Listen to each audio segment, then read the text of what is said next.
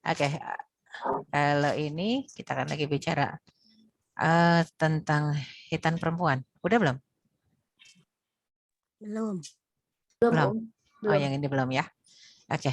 Ini hari ini saya tawarkan satu di Sudah, antara dua. Udah. sepertinya sudah ya ini. Hukum hitan Bukan perempuan udah hanya belum? colek sedikit itu kan Dicolek Ustaz. itu, tapi itu kita bahasnya di bab sunnah fitrah, bukan Iya, di kajian hitan perempuan.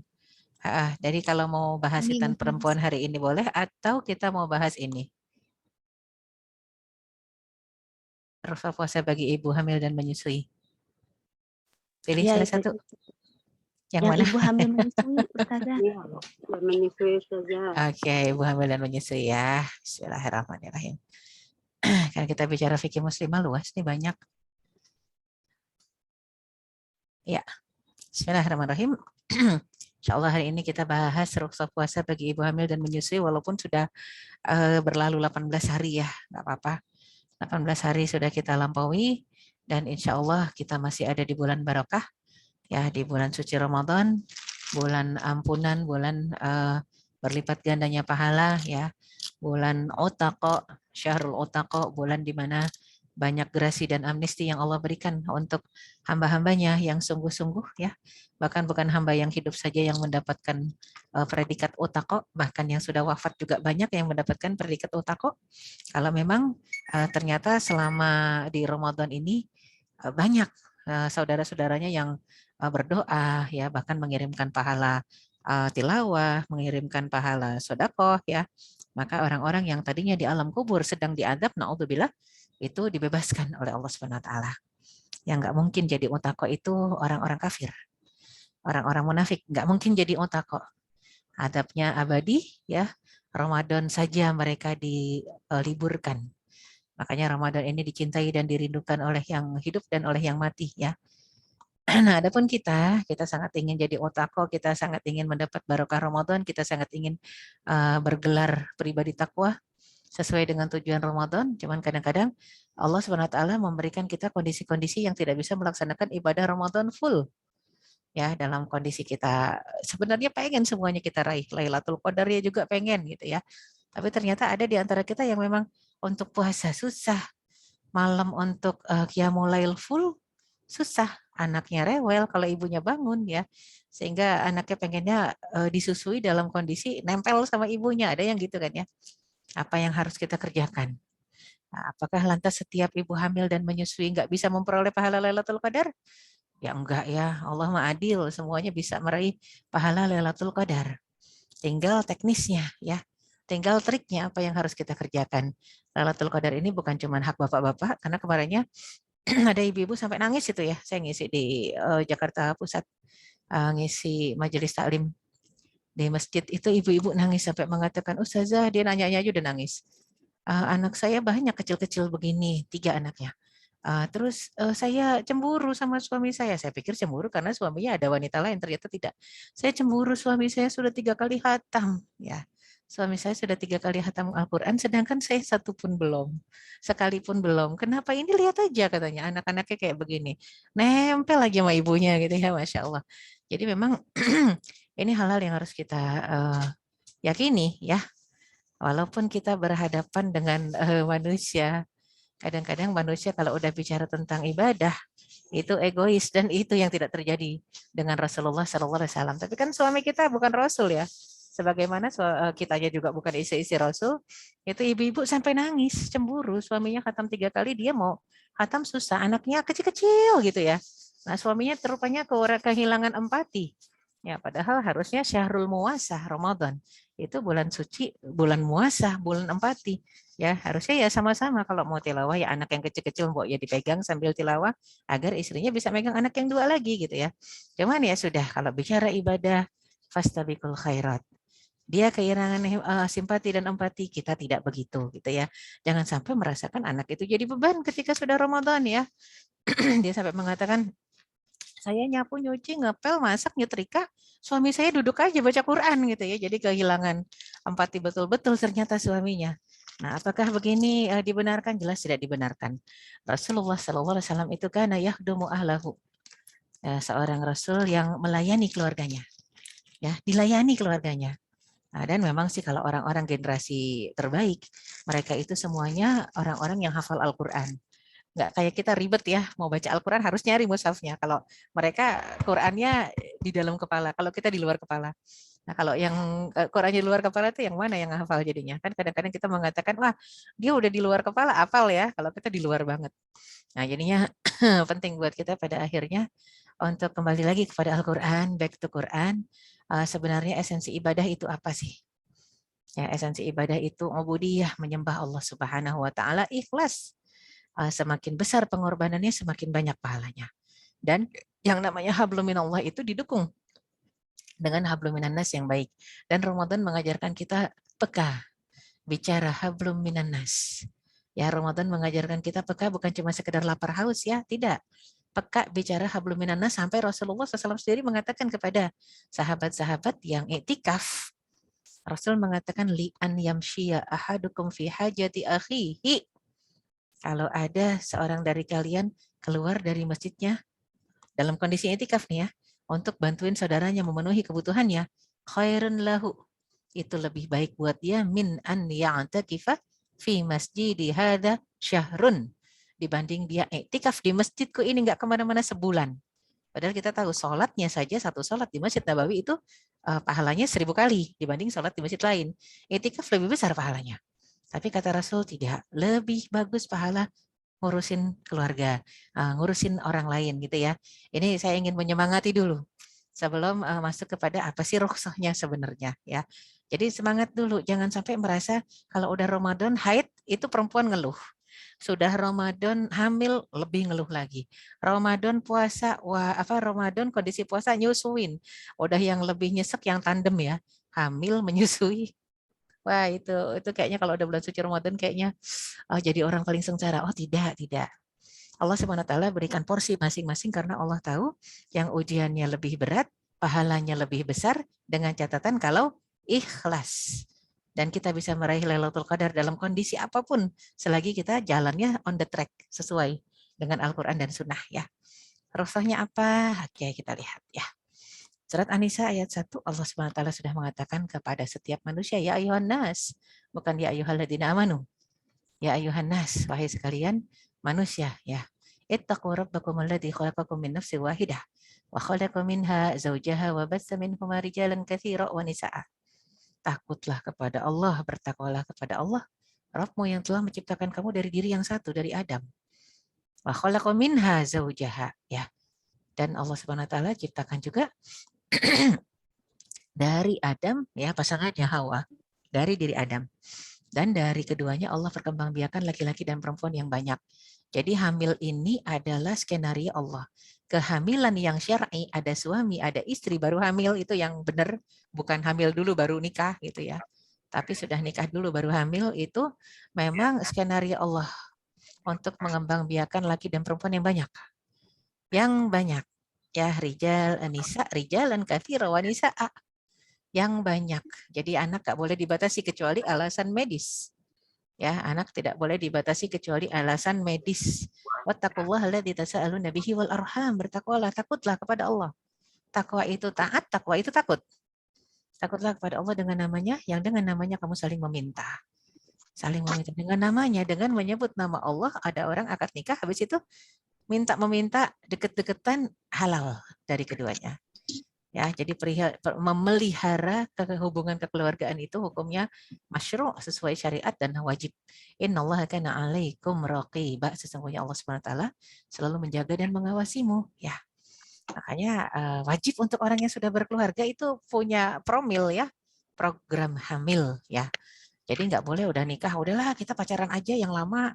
Ya kan kita kenalannya nggak pakai pacaran. Jadi ini untuk anak-anak kita ya, kalau yang seumuran saya, anak-anaknya udah gede ya. Saya baru 2 nikahin anak, mungkin akan 1 lagi nanti bulan depan. Nah, anak masih 6 gitu kan, harus kita belajar kalau kita nggak mungkin hamil lagi, ya anak sekarang yang kita support untuk hamil. Yang perempuan yang disupport untuk hamil, yang laki-laki disupport untuk bertanggung jawab memenuhi kebutuhan istrinya yang hamil dan anak yang dikandung ya.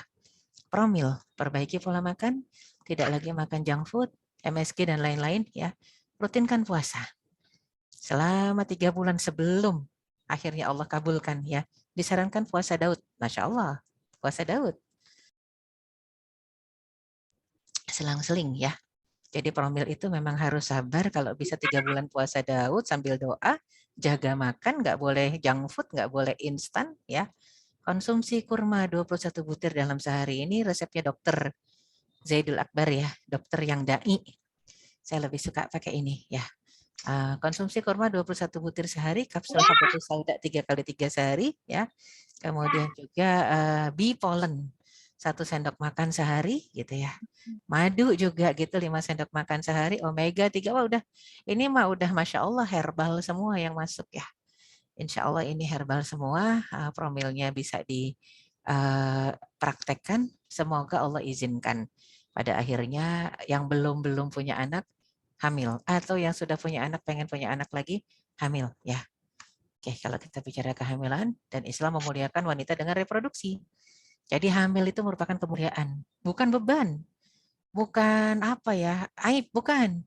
Ada orang yang, aduh begitu hamil, datang bingung, sedih gitu nanya, Ustazah saya hamil lagi. Saya bilang, anaknya siapa? Ya anak saya lah, sama suami. Ya iyalah Ustazah. Lah terus kenapa nyesel? Ya udah anaknya sendiri sama suaminya, halal. Ustazah saya hamil lagi tuh kayak satu hal yang aib gitu. Ya, tapi anak saya kan udah banyak. Lah terus gimana kalau anak udah banyak tapi dikasih juga sama Allah? Ya berarti pertama kita nggak ridho dengan takdir Allah. Yang kedua kalau memang tidak mau punya anak ya nggak usah berhubungan suami istri. Dengan resiko izinkan suaminya untuk menikah lagi. Itu resikonya ya.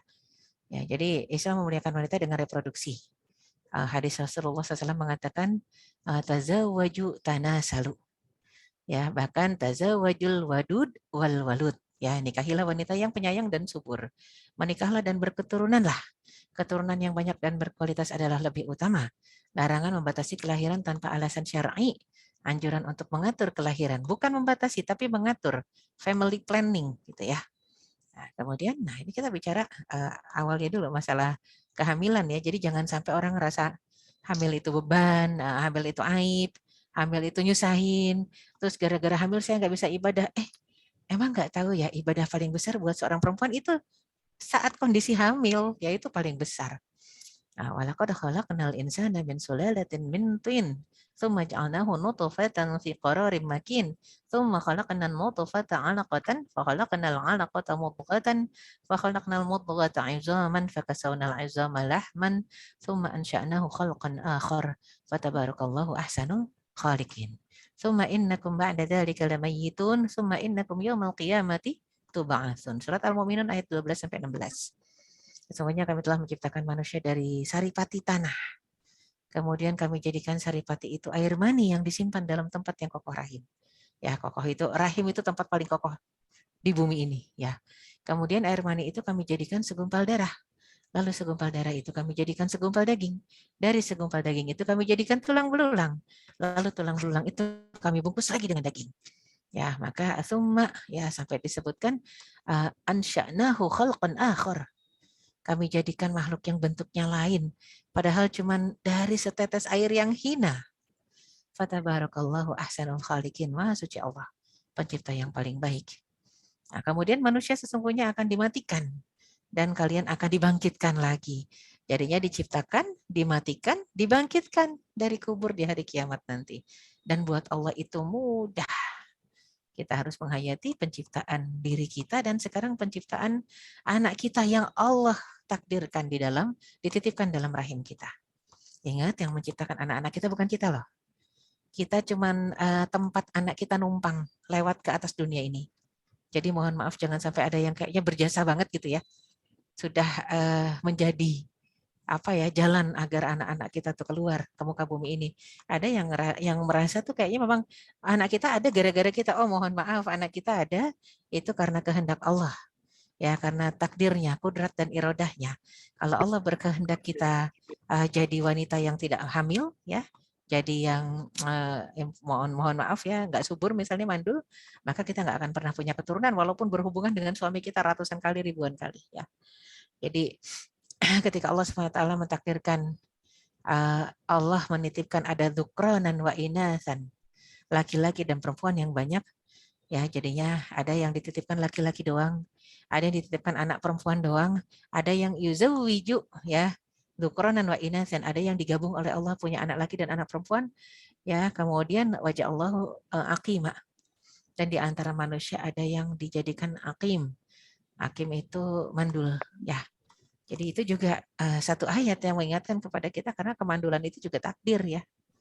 Jadinya akima. Ini kalau kita bicara tentang itu, maka kita harusnya sangat mengimani. Apapun yang terjadi kepada diri kita itu sudah dalam skenario Allah. Masalahnya skenario Allah itu berujung dua. Allah ridho ya, ataukah Allah murka. Allah berikan skenarionya ke atas kita dengan kemurkaan, atau Allah berikan skenarionya ke atas kita dengan keridhaan. Hubungan suami istri yang halal, yang sah, Allah ridho. Punya anak, gak punya anak, ridho. Hubungan laki perempuan yang haram, belum menikah, Allah murka. Punya anak gak punya anak, tetap murka. Hamil gak hamil, tetap murka. Nah, oleh karena itu kalau memang ini berdasarkan keriduan Allah, kenapa kita merasa beban? Yang paling gak enak tuh dengernya kalau baby blues ya. Apa sih fenomena baby blues itu? Kalau seorang muslimah nggak boleh kena fenomena baby blues ya. Jadi heran juga kalau ada muslimah yang fenomenanya baby blues. Ya, jadi kayaknya tuh nggak bisa terima dan masih kesel melahirkan. Nah, itu nggak boleh terjadi ya. Sampai kadang-kadang tuh bencinya dari melahirkan, dari mengandung, melahirkan sampai nyusu itu baby bluesnya nggak selesai-selesai. Sampai akhirnya banyak yang memaklumi apa? Oh iya, itu ada ibu yang baru melahirkan, bunuh anaknya, ditekep anaknya. Ya, sampai dikatakan normal. Kenapa? Karena ibunya baby blues. Mohon maaf ya, tidak ada satupun yang namanya baby blues itu fenomena normal, nggak ada ya. Jadi memang penting buat kita pada akhirnya untuk memahami seseorang itu harus ridho dan ikhlas. Kalau nggak ridho dan ikhlas, akhirnya dampaknya bukan cuma Allah murka, tapi sampai terjadi pembunuhan. Kesel sama suami, bunuh diri dan bunuh anak lah, buat apa ya? Nah, jadi itu bukan masalah, iya tapi suami salah, penyebabnya salah, tetap dua-duanya. Dua-duanya jadi salah. Membunuh diri haram, apalagi bunuh anak sebelum bunuh diri ya. Haramnya double dan triple itu. Ya, jadi kita lihat Allah Subhanahu wa taala dalam surat Asy-Syura ayat ke-49 ya. Dalam surat Asy-Syura ayat 49, Lillahi mulku samawati wal ard yakhluqu ma yasha. Milik Allah langit dan bumi ya, dan segala isi yang ada di antara keduanya. Allah menciptakan apapun juga di antara kedua langit dan bumi itu ya. Yahabu liman yasha'u inatha. Allah berikan beberapa manusia dapat titipan anak perempuan. Wa yahabu liman yasha'u dzukur. Dan Allah takdirkan beberapa manusia dapat anak titipan laki-laki ya. Au yuzawwijuhum dzukuranan wa inathan. Atau Allah titipkan kepada beberapa orang itu gabungan dari laki dengan perempuan. Wa yaj'alu may yasha'u aqima. Dan Allah takdirkan kepada beberapa manusia laki perempuan aqim. Ya, ini surat Asy-Syura ayat 49-50 ya. Aqim itu mandul. Innahu alimun qadir. Sesungguhnya Allah Maha mengetahui dan Maha menetapkan takdirnya, dan segala takdir Allah itu pasti ada hikmahnya ya. Pasti ada hikmahnya. Jadi kadang-kadang ada orang yang merasakan, enak ya kalau, kadang suka ada kalimat begitu, rumput tetangga lebih hijau. Enak ya Bu ya, udah ini berhenti haid ya. Jadi Ibu sudah menopause ya, kadang suka gitu ya. Enak ya kalau udah menopause, Ramadannya full. Nah, dia nggak tahu menopause itu ada ada side effect-nya ya, ngerasa gak enak, gerah, panas. Saya belum menopause ya. Awal Ramadan kemarin itu masih haid. 10 hari lagi, aduh ya Allah. Alhamdulillah sekarang bisa puasa. Banyak orang yang mengatakan kasihan deh yang belum menopause. Cobalah syukuri apapun takdir yang terjadi ke atas kita. Ya, karena ketika disebut apapun takdirnya, mau head, mau enggak head, mau subur, masih subur, belum menopause atau sudah menopause, semuanya itu nikmat buat seorang wanita, buat seorang muslimah. Ya, makanya penting menyambut bulan Ramadan dengan fikihnya ya. Fikih puasanya, khususnya fikih puasa muslimah ya. Kenapa? Agar bahagia dalam kondisi apapun juga. Ya, jadi kadang-kadang kita suka nggak bahagia gitu ya. Karena apa? Kebahagiaan itu sesuai dengan keinginan. Kita bukan kebahagiaan itu sesuai dengan kehendak Allah, tapi keinginan kita. Ya, jadi kehendak kita bukan kehendak Allah, ini yang bahaya. Makanya syarat puasa itu apa sih? Wajib. Syarat puasa jadi wajib bagi seorang muslim. Untuk seorang muslim akil balik. Itu wajib ya. Muslim akil balik. Dan ada kalau yang nggak muslim, nggak wajib dan nggak sah puasanya ya. Terus juga syarat sah puasa adalah muslim akil suci dari haid. Ada orang haid merasakan saya muslimah akil balik wajib dong puasa. Ya, tapi kalau haid nggak sah. Ya, jadi dia harus suci dari haid dan nifas.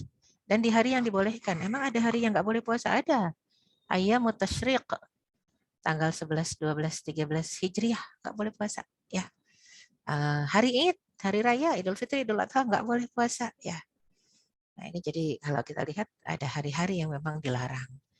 Rukun puasa, rukun itu segala sesuatu yang tanpanya satu saja tidak sah.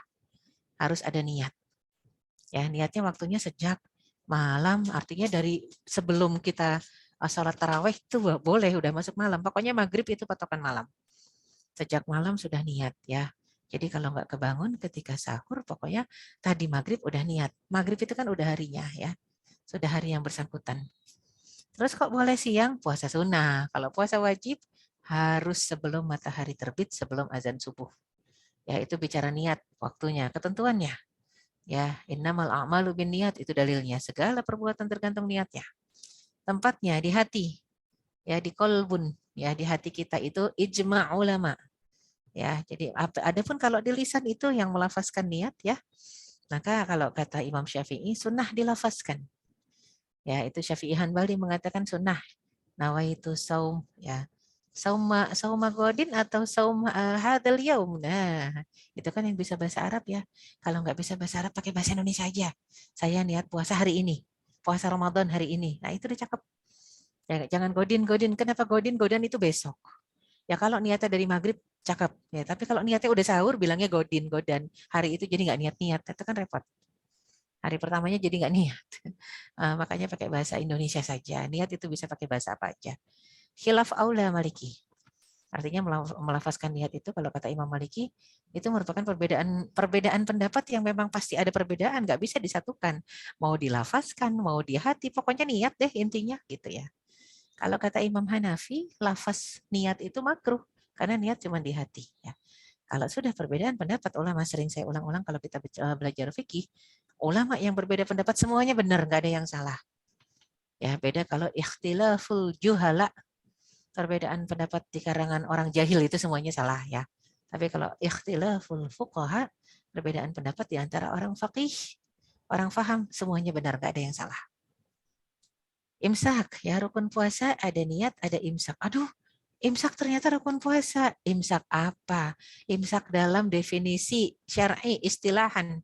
Bukan imsak pengertian orang Indonesia 10 menit sebelum azan subuh gitu, berhenti makan. Itu enggak ada rukun puasa kayak begitu ya. Uang berhenti makannya itu pas azan kok. Bukan ketika imsaknya Indonesia. Di dunia ini cuma Indonesia yang punya imsak ya. Waktu imsak. Karena ternyata imsak itu adalah definisi dari puasa itu sendiri. As-siyam sama dengan al-imsak. Puasa sama dengan menahan diri. Ya, menahan diri. Sebentar. Ini slide-nya nggak gerak ya? Di ibu-ibu masih slide yang mana, Bu? Iya, Slide hitam. ya. Aduh, nggak ada yang bilang dari tadi. Oke. Nggak ada slide yang ini ya? Ini slide-nya apa sekarang? Ruksa puasa bagi ibu Oke, hamil oke. Ini slide mungkin hang tadi. Slide show-nya. Ini apa yang tampilan di ibu-ibu? rukun puasa. Oke. Berarti dari tadi kita nggak lihat slide-nya ya. Iya, Bu. Iya, oke. Ini rada-rada terganggu kadang-kadang. Disebutnya low system resource. Ya, kita masuk sini. Rukso, puasa bagi ibu hamil dan menyusui. Ya, wah tadi ada khitan juga panjang bahasannya. Memang kita belum bahas secara detail, tapi nggak apa-apa. Ya, ini dalilnya. Kenapa kita akhirnya harus ridho kalau kondisinya hamil ya. Kondisi hamil itu bukan kondisi yang disesalkan ya. Kenapa? Karena memang kalau ada risiko pernikahan adalah kehamilan ya. Kalau nggak mau hamil ya nggak usah nikah gitu kan. Tapi ya dosa yang jelas ya. Kalau nggak mau hamil, nggak mau nikah jadi dosa ya. Jadi program hamil itu promil ya. Ini perbaiki pola makan, rutinkan puasa, ya konsumsi. Ya ini yang Dr. Zaidul Akbar tadi saya sebutkan. Kurma 21 butir sehari. Wah ibu-ibu kalau dalam bulan suci Ramadan promil cakep. Tapi berarti bukanya dengan sahurnya cuman kurma. 21 butir ini enggak sedikit ya Bu ya. Kenyang karena 7 butir aja udah kenyang banget. Apalagi 21 butir dibagi di split jadi 3 misalnya buka tengah malam makan. 777 wah ketika sahur ya. Kenyang itu. Maka tazawwaju al-wadud wal walud, nikahilah perempuan yang lembut dan subur ya, ini perintah Rasulullah Shallallahu Alaihi Wasallam ya. Jadi kemudian juga kita lihat Al-Mu'minun, surat Al-Mu'minun ayat 12 sampai ayat 16. Ini urutan kejadian manusia ya. Dari saripati tanah, kemudian dari segumpal mani, berubah ketika sudah ketemu antara sperma dengan sel telur ya, maka dia ketemunya ditempelkan oleh Allah di dinding rahim. Ya, kemudian jadi segumpal darah jadi segumpal daging, kemudian dibungkus lagi menjadi tulang belulang, kemudian dibungkus lagi dengan daging. Ya, maka tsumma ansya'nahu khalqan akhar. Kami bentuklah dari yang tadinya begitu jadi zigot itu hanya seperti kecebong. Akhirnya jadi manusia, ya. Fatabarakallahu ahsanul khaliqin, maka maha sucilah Allah pencipta yang paling baik, ya. Ini kan awalnya kalau jadi awal-awal itu nggak kelihatan bentuknya kayak gini ya. Bentuknya hanya kayak kecebong gitu. Nah, adapun Ramadan jelas harus disambut dengan sukacita dan tetap Allah berikan rukhsah bagi orang-orang yang puasa itu rasanya berat ya. Apa itu rukhsahnya? Ya, makanya penting untuk kita pahami dulu syarat sah puasa sama syarat wajib puasa. Kalau wajib puasa muslim akil balik. Kalau syarat sah muslim akil suci dari haid dan nifas di hari-hari yang dibolehkan ya. Nah, kemudian rukun puasa. Kita lihat rukun puasa ada niat, ada imsak. Ya, ini rukunnya. Jadi niat tadi sudah kita bahas. Waktunya kapan? Sebelum terbit matahari. Kalau siang hari boleh puasa sunnah aja. Kalau puasa wajib nggak boleh. Puasa wajib itu apa? Ramadan, qada Ramadan, dan nadar. Ya, adapun ketentuan niat. Niat itu ketentuannya apa? Dalilnya jelas innamal amalu binniat. Segala amal yang kita kerjakan harusnya ada niat. Dan tempatnya di mana? Tempatnya niat itu di hati. Itu ijma, sepakat semua ulama. Adapun yang perbedaan pendapat ulama masalah lafaz. Dilafazkan enggak? Nawaitu sauma godin an adai fadisyarin. Ternyata itu perbedaan pendapat ulama ya. Dan yang namanya lafaz tidak harus pakai bahasa, enggak harus pakai bahasa Arab. Bisa pakai bahasa Indonesia ya. Kalau kita bicara lafaz ya. Maka penting untuk kita pahami, ternyata melafazkan niat menurut sunnah. Ya, kalau kita lihat secara sunnahnya itu Syafi'i Hambali mengatakan harus dilafazkan. Adapun kalau kata Imam Maliki, itu perbedaan pendapat jadinya nggak usah dibahas. Artinya silahkan lafazkan, silahkan nggak lafazkan. Intinya ada niat. Kalau kata Hanafi makruh. Ya, yang nggak makruh itu hanyalah yang tidak makruh itu hanyalah niat yang dalam kondisi memang wajib dilafaz. Niat ihram. Ya, kalau niat ihram itu harus dilafazkan. Memang wajib dilafazkan. Ya, jadi makanya ini penting untuk kita pahami. Selebihnya selain niat ihram itu perbedaan pendapat ulama. Ingat kalau ulama yang berbeda pendapat enggak masalah. Ya, karena apa? Karena ulama fuqaha ahli fikih. Tapi juhala orang jahil, maka kalau orang jahil ya berbeda pendapat enggak usah diikutin satupun ya. Jadi namanya rukun puasa itu imsak diantaranya. Ada niat, ada imsak. Imsak itu apa? Imsak itu menahan diri dari setiap yang membatalkan puasa. Dari sejak terbit fajar hingga terbenamnya matahari dengan niat ibadah ya. Jadi al-imsak itu bukan seperti orang Indonesia sebut imsak adalah 10 menit sebelum azan subuh, nggak ada ya. Itu pengertian imsak yang kayak gitu itu cuma di Indonesia adanya di dunia ini. Ya, jadi pengertian imsak yang sebenarnya adalah menahan diri dari apapun juga yang membuat puasa kita batal. Dari sejak terbit fajar ya hingga terbenam matahari. Dari sejak azan subuh sampai azan maghrib dengan niat ibadah ya. Jadi ini pemahaman yang sebenarnya. Kemudian batal puasa yang disepakati. sengaja makan minum nggak pakai alasan syar'i, nggak ada rukhsah, nggak ada uzur. Makan minum aja cuma semata-mata karena, aduh penyakit saya kalau udah puasa haus, semua orang puasa mah haus ya. Puasa itu normal haus. Jadi haus dan lapar saat puasa itu bukan penyakit. Ya, jadi kalau ada orang yang sengaja makan minum tanpa alasan, dia harus mengqadha, walaupun kata ulama mayoritas mengatakan tidak akan terqadhakan walau bisaumi dahr, walaupun puasa seumur hidup. Jadinya hati-hati masalah makan minum sengaja. Bukan yang lupa ya. Kalau yang sengaja, kalau lupa alhamdulillah rezeki itu. Ya sengaja muntah. Nah, sengaja muntah juga qadha, sengaja keluar mani juga qadha. Batal rukun atau syarat sah ya, maka juga dia harus mengqadha ya.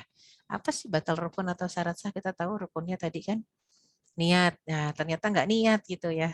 Nggak niat dan lupa kalau itu Ramadan, itu harus mengqadha ya. Salah satunya jima walau tanpa inzal, jima walaupun tidak hubungan, walaupun tidak keluar mani tetap batal, harus mengqadha plus kafaroh. Kafarohnya apa? Bebaskan budak. Ya, jadi namanya bebaskan budak. Harga budak itu kalau sekarang kurang lebih 100 dinar. Kalau 1 dinarnya 14 juta. 1.400.000 maaf. Kalau 1 dinarnya 1.400.000 dikalikan saja 100. Jadi berapa? 1.400, 14 juta, 140 juta. Itu 100 dinar ya. Nah, kalau kita mau memang 140 juta keluarkan, bebaskan budak ya. Itu gara-gara hubungan suami istri di bulan suci Ramadan. Tapi kalau nggak punya uang 140 juta, puasa 2 bulan berturut-turut. Nggak boleh dijeda sekali saja dijeda, maka dia harus mengulang dari awal. Nggak bisa juga, nggak sanggup juga. Ya, karena udah sepuh misalnya. Udah sepuh kok ngelanggar gitu ya. Maka beri makanan fakir miskin ya 60 orang. Sekali makan ya. Makanya kadang-kadang sering disebutnya satu mut ya untuk sekali makan. Maksudnya untuk sekali makan satu mut itu kan beras. Kalau di kita beras, kalau di masa Rasul gandum. Yang setangkup begini. Setangkupan begini. Ya kenyang lah kita kalau makan beras segini kan berarti kalau jadi nasi banyak ya. Pokoknya yang makanan bikin kita kenyang. Makanya yang namanya fidyah, ya fidyah kayak begini kafaroh, itu standarnya standar fidyah kan. Itu beda-beda antara orang yang satu dengan yang lain tergantung standar makan kita. Ada yang makannya kenyangnya 2 piring, ada yang makannya kenyangnya 1 piring, ada yang makannya kenyangnya cuma 3 gorengan dengan 2 gelas kopi. Udah itu fidyahnya. Ya, jadi ternyata standar fidyah itu antara orang yang satu dengan yang lain berbeda-beda. Lantas rukhsahnya, keringanannya apa sih yang Allah berikan? Pertama, bagi orang yang sakit, kalau nggak kuat melanjutkan puasa, silahkan batalkan. Ya, sakitnya parah tapi sembuh ya, ya sudah ya. Sakit sembuh, intinya sudah sembuh ya harus mengqadha. Terus sakitnya lama tapi akhirnya ujungnya sembuh juga, ya qadha ya. Kalau musafir gimana? Kalau musafir, apa sih yang disebut musafir? Musafir itu kita berjalan dengan jarak waktu qashar. Qashar sholat itu kan 60 kiloan. Kalau menurut Imam Syafi'i ya. Maka yang namanya musafir 60 kilo ke atas, kalau nggak kuat, silahkan mengqadha ya. Ini masalahnya kita bicara musafir 60 kilo. Mungkin hanya kalau saya di Jakarta ke Bogor naik atas sedikit ya. Naik atas sedikit Ciawi, 60 kilo. Naiknya pakai mobil, mobilnya ber-AC, udaranya sejuk, apa iya kita batal? Ya, dan perjalanannya nggak macet misalnya. Kayaknya malu kalau mau batal ya. Jadi ya kalau mau batal malu. Jadi itu silahkan yang namanya rukhsah boleh diambil.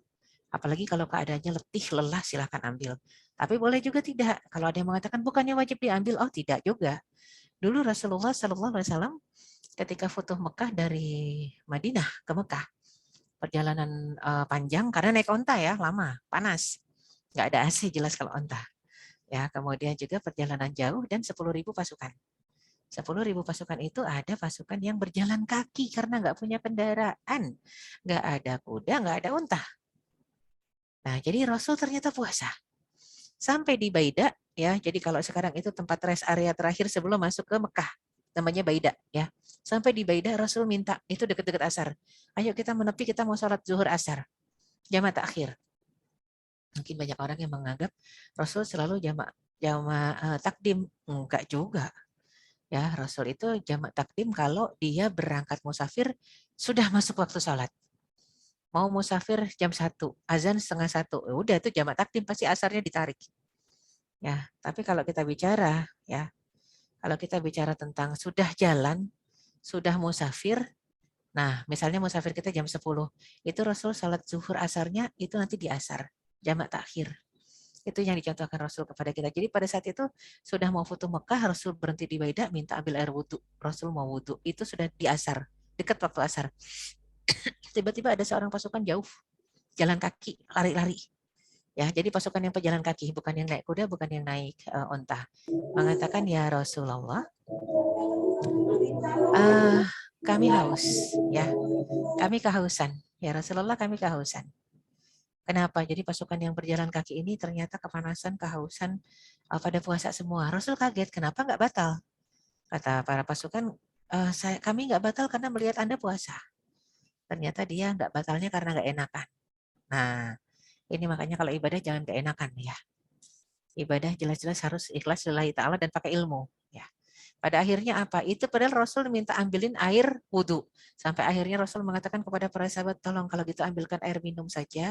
Rasul naik ke atas onta, sehingga orang yang pasukan yang pejalan kaki di belakang itu lihat beliau minum di atas onta. Rasul batalkan puasanya di asar.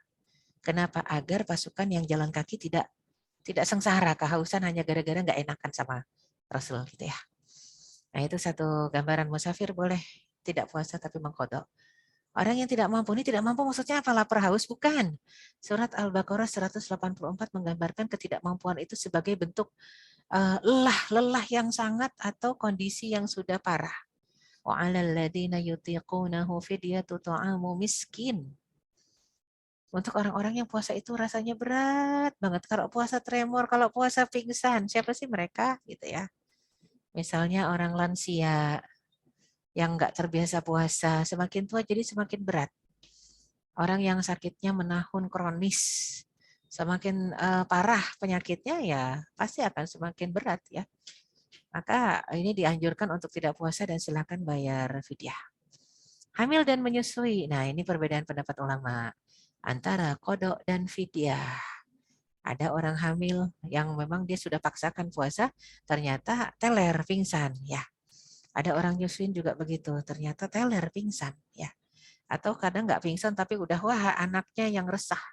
Anaknya nangis karena air susu ibunya nggak padat lagi cair. Nah, silahkan batalkan ya, maka boleh fidyah. Ya, ataupun kodok. Nanti kita masuk lagi apa sih batasannya tuh fidyah sama kodok untuk hamil dan menyusui ya.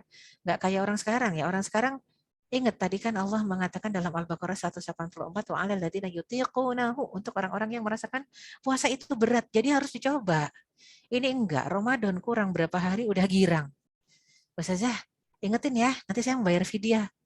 Sambil senyum-senyum gitu lah. Kenapa mau bayar fidyah? Saya kan hamil Ustazah. Jadi bukan ujuk-ujuk kalau hamil langsung fidyah ya. Coba dulu. Puasa dulu coba, apalagi kata dokter sehat. Ibu sehat, janin yang dikandung sehat, nggak ada alasan untuk nggak puasa. Kadang-kadang kalau kita tanya, emang ada masalah kandungannya? Enggak. Nah, terus kenapa nggak puasa? Dilarang sama suami saya, bapak-bapak nggak boleh buat syariat sendiri ya. Jadinya nggak boleh buat syariat, memang harus pakai syariat Allah. Nggak lantas hamil menyusui langsung nggak puasa aja. Dia tetap harus wajib puasa kalau memang kondisinya sehat, janinnya sehat, atau kondisi ibu sehat dan anak yang disusui sehat. Nah, ini kondisi darurat yang seperti apa? Sudah sahur, tapi ternyata sahurnya nggak cukup, cuma minum air doang karena kesiangan. Tengah hari terpaksa kerja di proyek, bukan di kantor, kepanasan, ya, sampai mau pingsan juga namanya kondisi darurat ya. Nah, maka silahkan batalkan tapi kodok ya nanti ya. Dipaksa seperti saudara-saudara kita di Uighur juga begitu. Kan namanya di gelonggong air ya pasti batal ya, tapi kodok. Pekerja keras, pekerja berat sebenarnya ada dua pendapat antara kodok atau fidyah. Untuk yang masih seger, fresh, muda, cuman pas saat kerja itu saja dia teler, dan dia masih punya alternatif pekerjaan lain, silahkan ya kalau nggak kuat, batalkan terus kodok. Tapi kalau untuk yang nggak punya alternatif pekerjaan lain, dia hanya bisa narik becak doang, nggak punya kerjaan lain. Narik becak itu pekerjaan keras ya, pekerja berat. Ya nggak kuat puasa karena sudah sepuh, silakan fidyah. Haid dan nifas nggak ada pilihan kodok. Mungkin ada yang nanya, kalau nifas bukannya nyusuin Ustazah, pilihan dong antara kodok dan fidyah. Ada orang nifas nggak nyusuin, banyak wanita nifas nggak nyusuin. Wanita yang sekedar nifas saja, anaknya tetap disusukan oleh sapi gitu ya. Karena kalau nggak susu kaleng, susu yang lain lah gitu ya. Nah, jadi kalau yang memang haid nifas, dia tidak menyusui, maka masuknya kodok ya. Ini rukhsah di antara rukhsahnya. Nah, ikhtilaf ulama terkait puasa Ramadan. Harus kan niat puasa Ramadan tiap malam? Kalau kata Hanafi, harus niat tiap malam. Kalau kata Maliki, boleh dengan satu niat untuk 1 bulan. Jadi awal Ramadan kita mengatakan, ya Allah saya niat sebulan ini saum Ramadan. Clear. Udah itu, udah tercover. Kalaupun nggak kebangun sahur, sudah niat dari awal. Awal bulan, 1 Ramadan. Ya. Imam Syafi'i mengharuskan niat tiap malam. Hambali mengharuskan niat tiap malam juga. Ya. Tapi banyak juga yang belum kodok puasa tahun lalu, udah masuk Ramadan lagi. Apa yang terjadi kalau seperti itu? Kalau kata Imam Hanafi, maka dia wajib mengkodok dan tidak perlu bayar fidyah sebagai bentuk hukuman. Mengkodok sejumlah hari, ya. Bukan kalau kita kan dulu masih kecil ingatnya kalau udah ketemu Ramadan lagi maka kodoknya jadi double. Enggak ada riba di sisi Allah ya. Jadi enggak jadi double, tetap segitu. Jumlah 5 masih hutang 5 ya 5. Kan kadang-kadang orang suka alasan ya. Gimana saya mau mengkodok Ustazah, saya tuh tugasnya tugas luar kantor terus, capek naik pesawat, turun naik. Sekarang 2 tahun sejak 2 tahun lalu, sekarang bahkan mau masuk kantor lagi. Tadinya 2 tahun kan cuman WFH ya. Ketika disebut WFH, work from home, nggak ada alasan capek, letih, harusnya lunas itu. Hutang-hutang kodok ya. Hutang-hutang kodok tahun lalu harusnya lunas. Sekali lagi masalahnya kadang-kadang kita lalai. Ya, makanya kalau lalai itu ada hukumannya. Hukumannya adalah fidyah. Ya, jadi kalau lalai itu hukumannya adalah fidyah. Oke, penting sebisa mungkin jangan lalai. Sebisa mungkin jangan lalai ya. Kalau tidak, dia bukan cuma sekedar kodok, tapi kita diwajibkan fidyah. Ya, Syafi'i juga gitu. Kodok dan fidyah, Hambali juga kodok dan fidyah. Ya, sudah masuk Ramadan lagi. Maliki juga kodok dan fidyah. Ya, kalau belum sampai lunas hutang yang lalu. Ya. Wanita hamil dan menyusui kodok atau fidyah. Menurut Imam Hanafi cukup kodok saja kalau dia nggak sanggup puasa. Kalau sanggup puasa tetap wajib puasa. Kalau kata Imam Maliki cukup fidyah saja. Apa landasan Imam Maliki fidyah saja? Tadi wa'alal ladzina yutiqunahu fidyatun ta'amu miskin ya. Jadi untuk orang-orang yang puasa itu rasanya berat. Jadi gimana taunya berat? Coba dulu, praktekkan dulu, jalankan dulu baru kerasa. Baru putuskan berat atau tidak. Syafi'i Hambali sama. Kodok dan fidyah kalau khawatir terhadap bayi yang dikandung atau janin yang dikandung atau bayi yang disusui. Tapi kalau khawatir terhadap diri ibu saja, maka kodok saja, nggak perlu fidyah. Hambali pun sama seperti Syafi'i. Siapa yang dikhawatirkan? Jadi kalau ada tambahan bayi atau janin, bayi disusui atau janin dikandung, maka kodok plus fidyah. Jadi selalu ada alasan gitu ya. Wanita yang alasan syar'i artinya dalil harus ada ya. Wanita yang tengah haid dan nifas apabila telah suci pada bulan Ramadan pada saat fajar belum terbit, meski 1 menit ya, maka hal tersebut mewajibkan dirinya puasa. Tidak mengapa apabila dia mandi setelah fajar terbit. Ini termasuk juga jawaban bagi ibu-ibu yang kadang-kadang suka kesiangan bangun sahurnya, bela-belain mandi dulu, nggak makan sahur, salah. Sebagai contoh habis hubungan suami istri, tertidur ya. Ketika tertidur, pules, bangun-bangun, ya Allah udah jam 4:04. Mandi dulu atau makan dulu? Ya makan lah ya, mandi boleh nanti begitu azan nggak masalah. Ya, tapi dia tidak boleh menunda mandi sampai matahari terang. Dia wajib untuk segera mandi agar dapat menunaikan sholat subuh dengan tepat waktu. Ya, artinya kalau udah matahari terang, nah ini kan jadi nggak sholat subuh ya. Itu yang repot. Nah, tapi puasanya sah nggak? Tetap sah. Yang jelas kadang-kadang ada orang yang membela-belakan puasa tapi nggak sholat. Nah itu yang repot. Ya nggak sholat subuh, maghribnya nggak sholat maghrib, nggak sholat isya tapi taraweh. Astagfirullah, jadinya kehilangan nilai, kehilangan esensi karena tidak punya ilmu. Apabila seorang wanita sudah merasakan bahwa dirinya akan mengalami haid, namun darah baru keluar setelah matahari terbenam, maka puasa yang dilakukan tetap sah. Dan jika darah haidnya keluar sebelum azan maghrib walau 1 menit, maka puasanya batal ya, dan dia wajib mengqadha. Ya, di luar bulan suci Ramadan ya. Nah, ini yang penting untuk kita pahami ya. Dan apabila nih pertanyaan tentang wanita, fikih wanita ini banyak ya. Yang mengalami nifas setelah suci sebelum 40 atau sebelum 60 hari, maka dia dapat berpuasa, kembali melaksanakan sholat, umroh, ya, ihram, bercampur dengan suaminya, ya. Nah ini yang penting ya. Kadang-kadang kan suka ada, kok nifasnya nggak selesai-selesai sih? Gitu. Oh, enggak, saya udah nggak keluar darahnya kok, tapi belum 40, jadi masih cuti sholat. Nggak ada aturan gitu ya. Jadi apabila ternyata dalam periode 40 hari tersebut darah kembali keluar, menurut pendapat terkuat, darah tersebut masih dianggap darah nifas.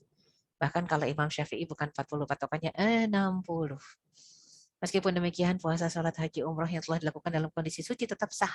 Tidak perlu diulang sama sekali selama ibadah tersebut dilaksanakan dalam kondisi suci. Ya, jadi an-naqo itu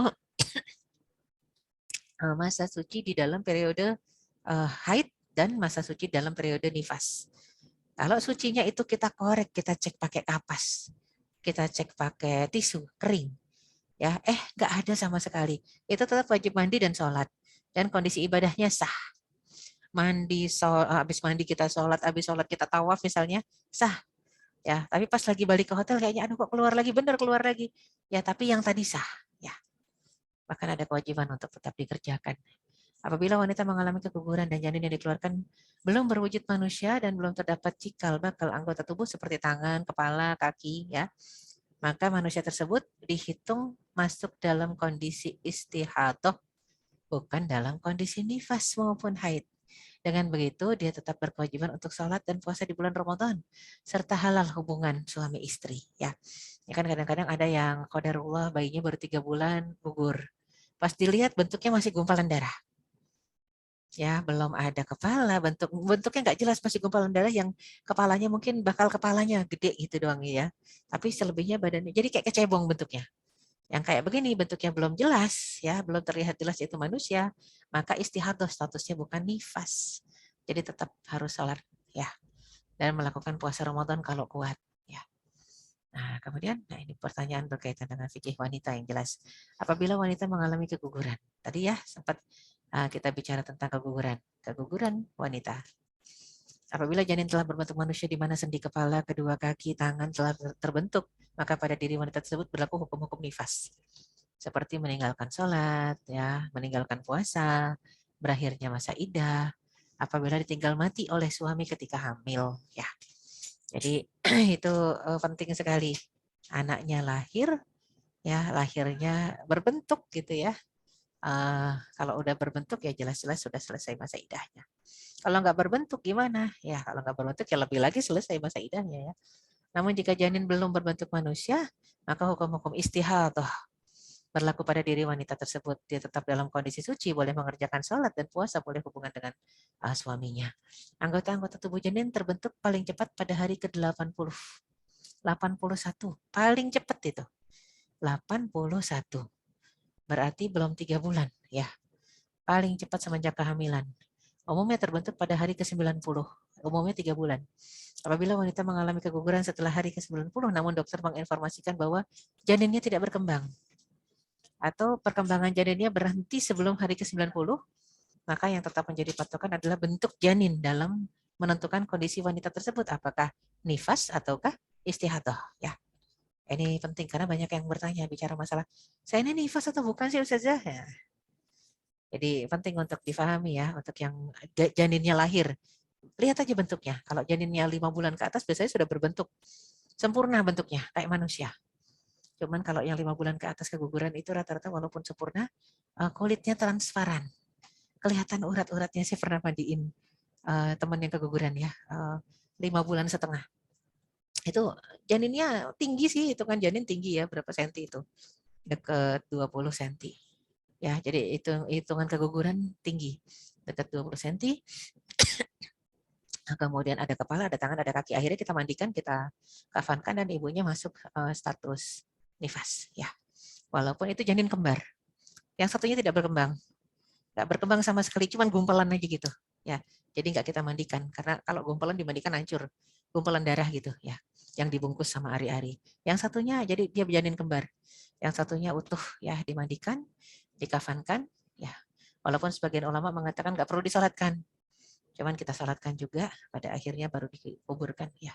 Dan satu si ibu karena ada janin yang satu sempurna, ya jadi nifas. Beda kalau janinnya cuma satu dan itu nggak sempurna, maka dia istihadah, ya. Sunnah yang menyehatkan di dalam saum ini tidak hanya untuk kita yang nggak hamil ya, yang nggak nyusuin, tapi untuk yang hamil menyusui juga harusnya lebih lagi menjaga sunnahnya. Ta'jil iftar, segerakan berbuka, apalagi ada anak dalam kandungan atau ada anak yang lagi disusui ya. Maka Rasulullah SAW kalau nggak ketemu tamer ya, kurma yang tamer itu kurma yang sekarang biasa dimakan sama orang-orang Arab ya, kalau buka puasa, aslinya rutop. Carinya aslinya rutop, kurma basah. Kalau nggak ada kurma basah kayak kurma kita, kurma yang sudah diawet, kayak dijemur gitu ya, kurma yang sudah dijemur namanya tamar. Kalau nggak ada rutop tamar, kalau nggak ada tamar balah. Kurma yang udah kayak biskuit kriuk-kriuk, makanya kalau pengen melunakkannya itu direndam air ya 2 jam 3 jam, airnya diminum, infus waternya ya, kurmanya sudah lembut, silakan dimakan ya. Jadi takjilul iftar dan takhirus sahur ini sunnah Rasul, apalagi untuk ibu hamil dan menyusui sangat-sangat diperintahkan untuk dijaga karena ada makhluk lain yang ikut merasakan puasa. Tasaharu fa inna fis sahuri barakah, kata Rasulullah sallallahu alaihi wasallam, ini hadis Bukhari Muslim ya. Makan sahurlah karena di makan sahur tadi ada keberkahan. Apa keberkahannya? Didoakan oleh para malaikat ya. Lantas kalau dilihat ini kita bicara tentang hadis Bukhari Muslim ya, berarti hadis sahih. Hadis di atas mengandung berapa pelajaran berharga. Apa itu pelajaran berharganya ya? Jadi ternyata khusus untuk perempuan yang hamil dan menyusui ya. Sebentar ini.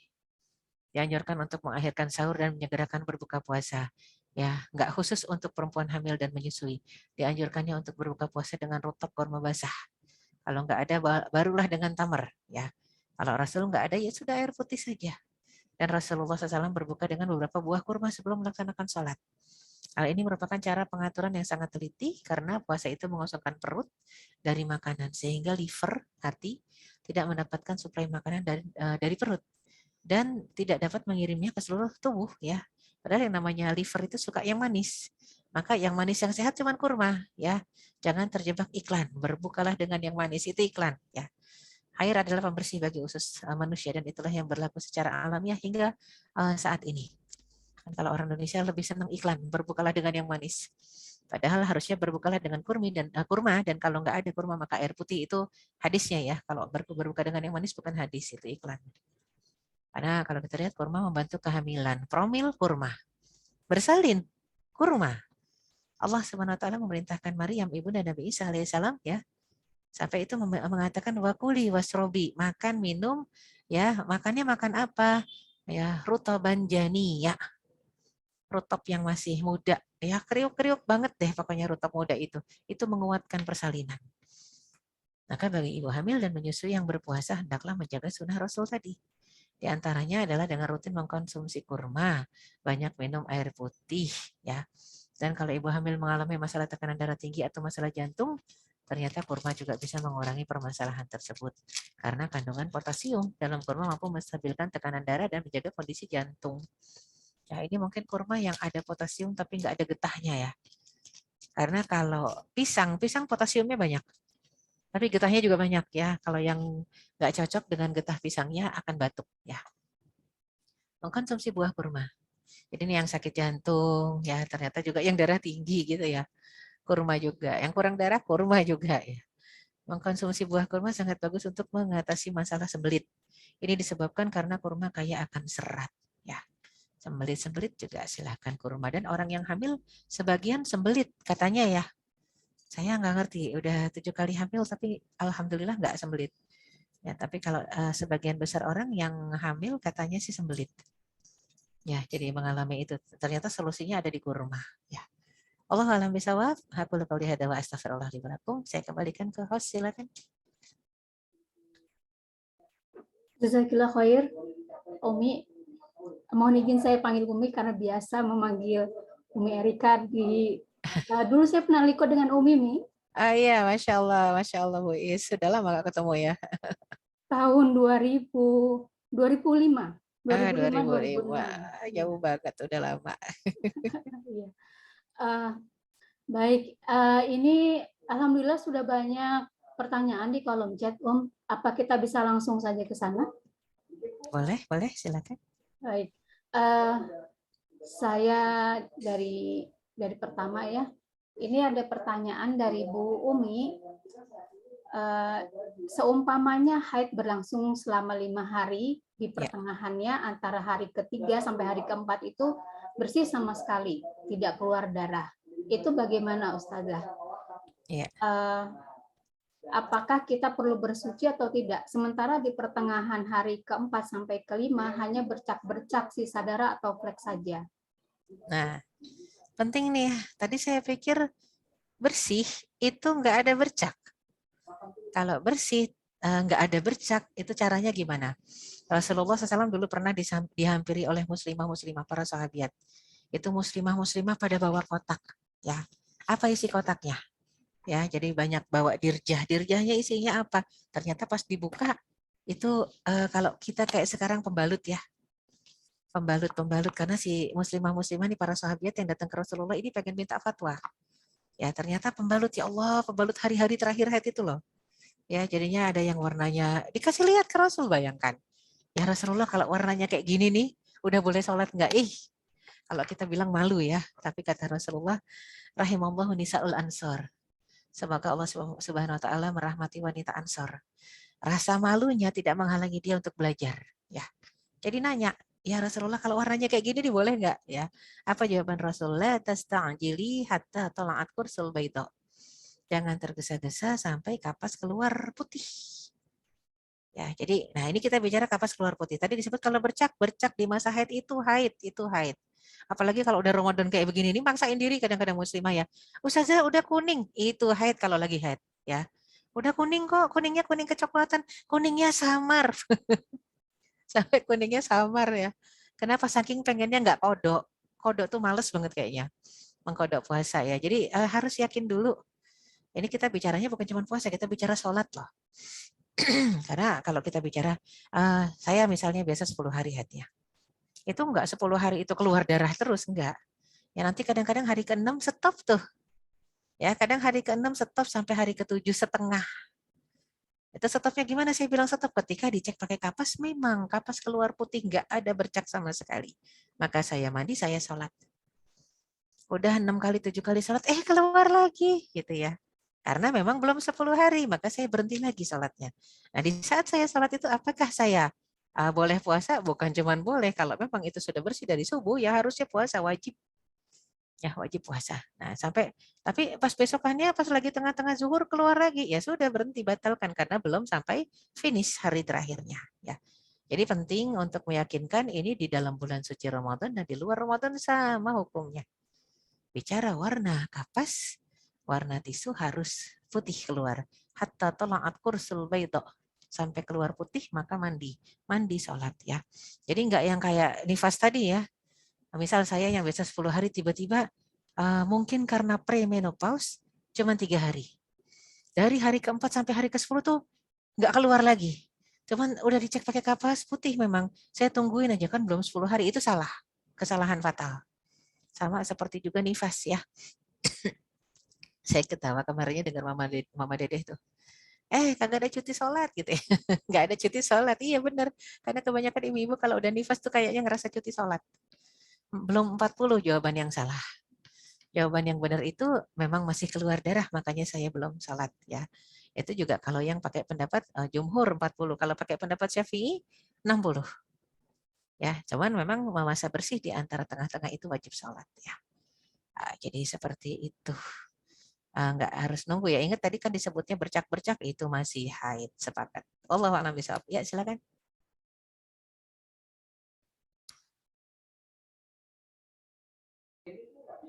Baik, kita ke pertanyaan berikutnya. Ini pertanyaan saya sendiri, Umi. Iya, Jadi, silakan. dulu ketika melahirkan saya via sesar, itu kalau sesar itu kan seringnya darah sudah dibersihkan ya, Umi ya. Iya. Nah, ketika mengalami nifas itu keluar darah cuma sedikit dan tidak sampai 40 hari. Nah, apakah untuk kita bisa melakukan ibadah seperti biasa itu harus nunggu 40 hari atau ketika kita merasa ini emang udah sekian hari nggak ada darah nih di pakaian dalam, itu bagaimana Umi? Ya, tadi udah kita bahas sedikit ya, jangan tunggu 40 baru sholat. Tapi dicek aja pakai kapas. Kapas berhenti, kapas putih keluar darah berhenti ya wajib sholat. Walaupun misalnya kita berhenti dari hari ke-21 sampai hari ke-30. Hari ke-31 keluar lagi, ya jangan sholat lagi karena memang sebenarnya kondisinya haid. Cuman haid itu baru disebut haid, kondisinya nifas, maaf ya. Apa yang disebut haid? Definisi haid itu secara bahasa adalah hadha, darah keluar mengalir. Kalau darahnya diam di dalam enggak jadi haid. Ya, maka tidak disebutkan, tidak terkena hukum haid kalau darahnya enggak ngalir di dalam, ya. Termasuk juga nifas juga begitu. Kalau darahnya enggak ngalir di dalam perut, ya enggak ada hukum nifas. Ya, jadi karena memang haid dengan nifas itu sama, ya. Makanya kenapa istihadha diambil akar katanya juga sama dari hadha. Tapi ada is di depannya, ada tak tambahannya istihadha, ya, sehingga ini bukan yang seperti haid. Darah ngalir tapi enggak seperti haid. Maka hukumnya dia tetap sholat dan berpuasa. Jadi begitu ya. Wallahu a'lam bishawab. Baik, pertanyaan selanjutnya yaitu bagaimana hukumnya khitan bagi anak perempuan? Kalau misalnya ada anak perempuan sudah besar tapi belum dikhitan, bagaimana hukumnya? Ya, khitan itu wajib memang untuk anak laki sebenarnya.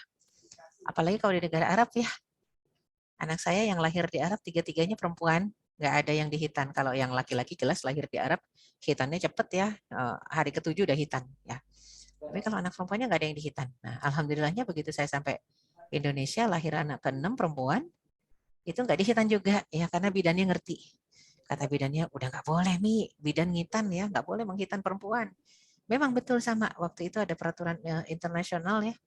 Memang dunia kedokteran mengatakan itu adalah jarimah, kejahatan seksual. Karena perempuan kalau dihitan, jangankan dipotong, digores sedikit saja klitorisnya, syahwatnya sudah reda. Kalau dipotong, orang Indonesia kebanyakan dipotong.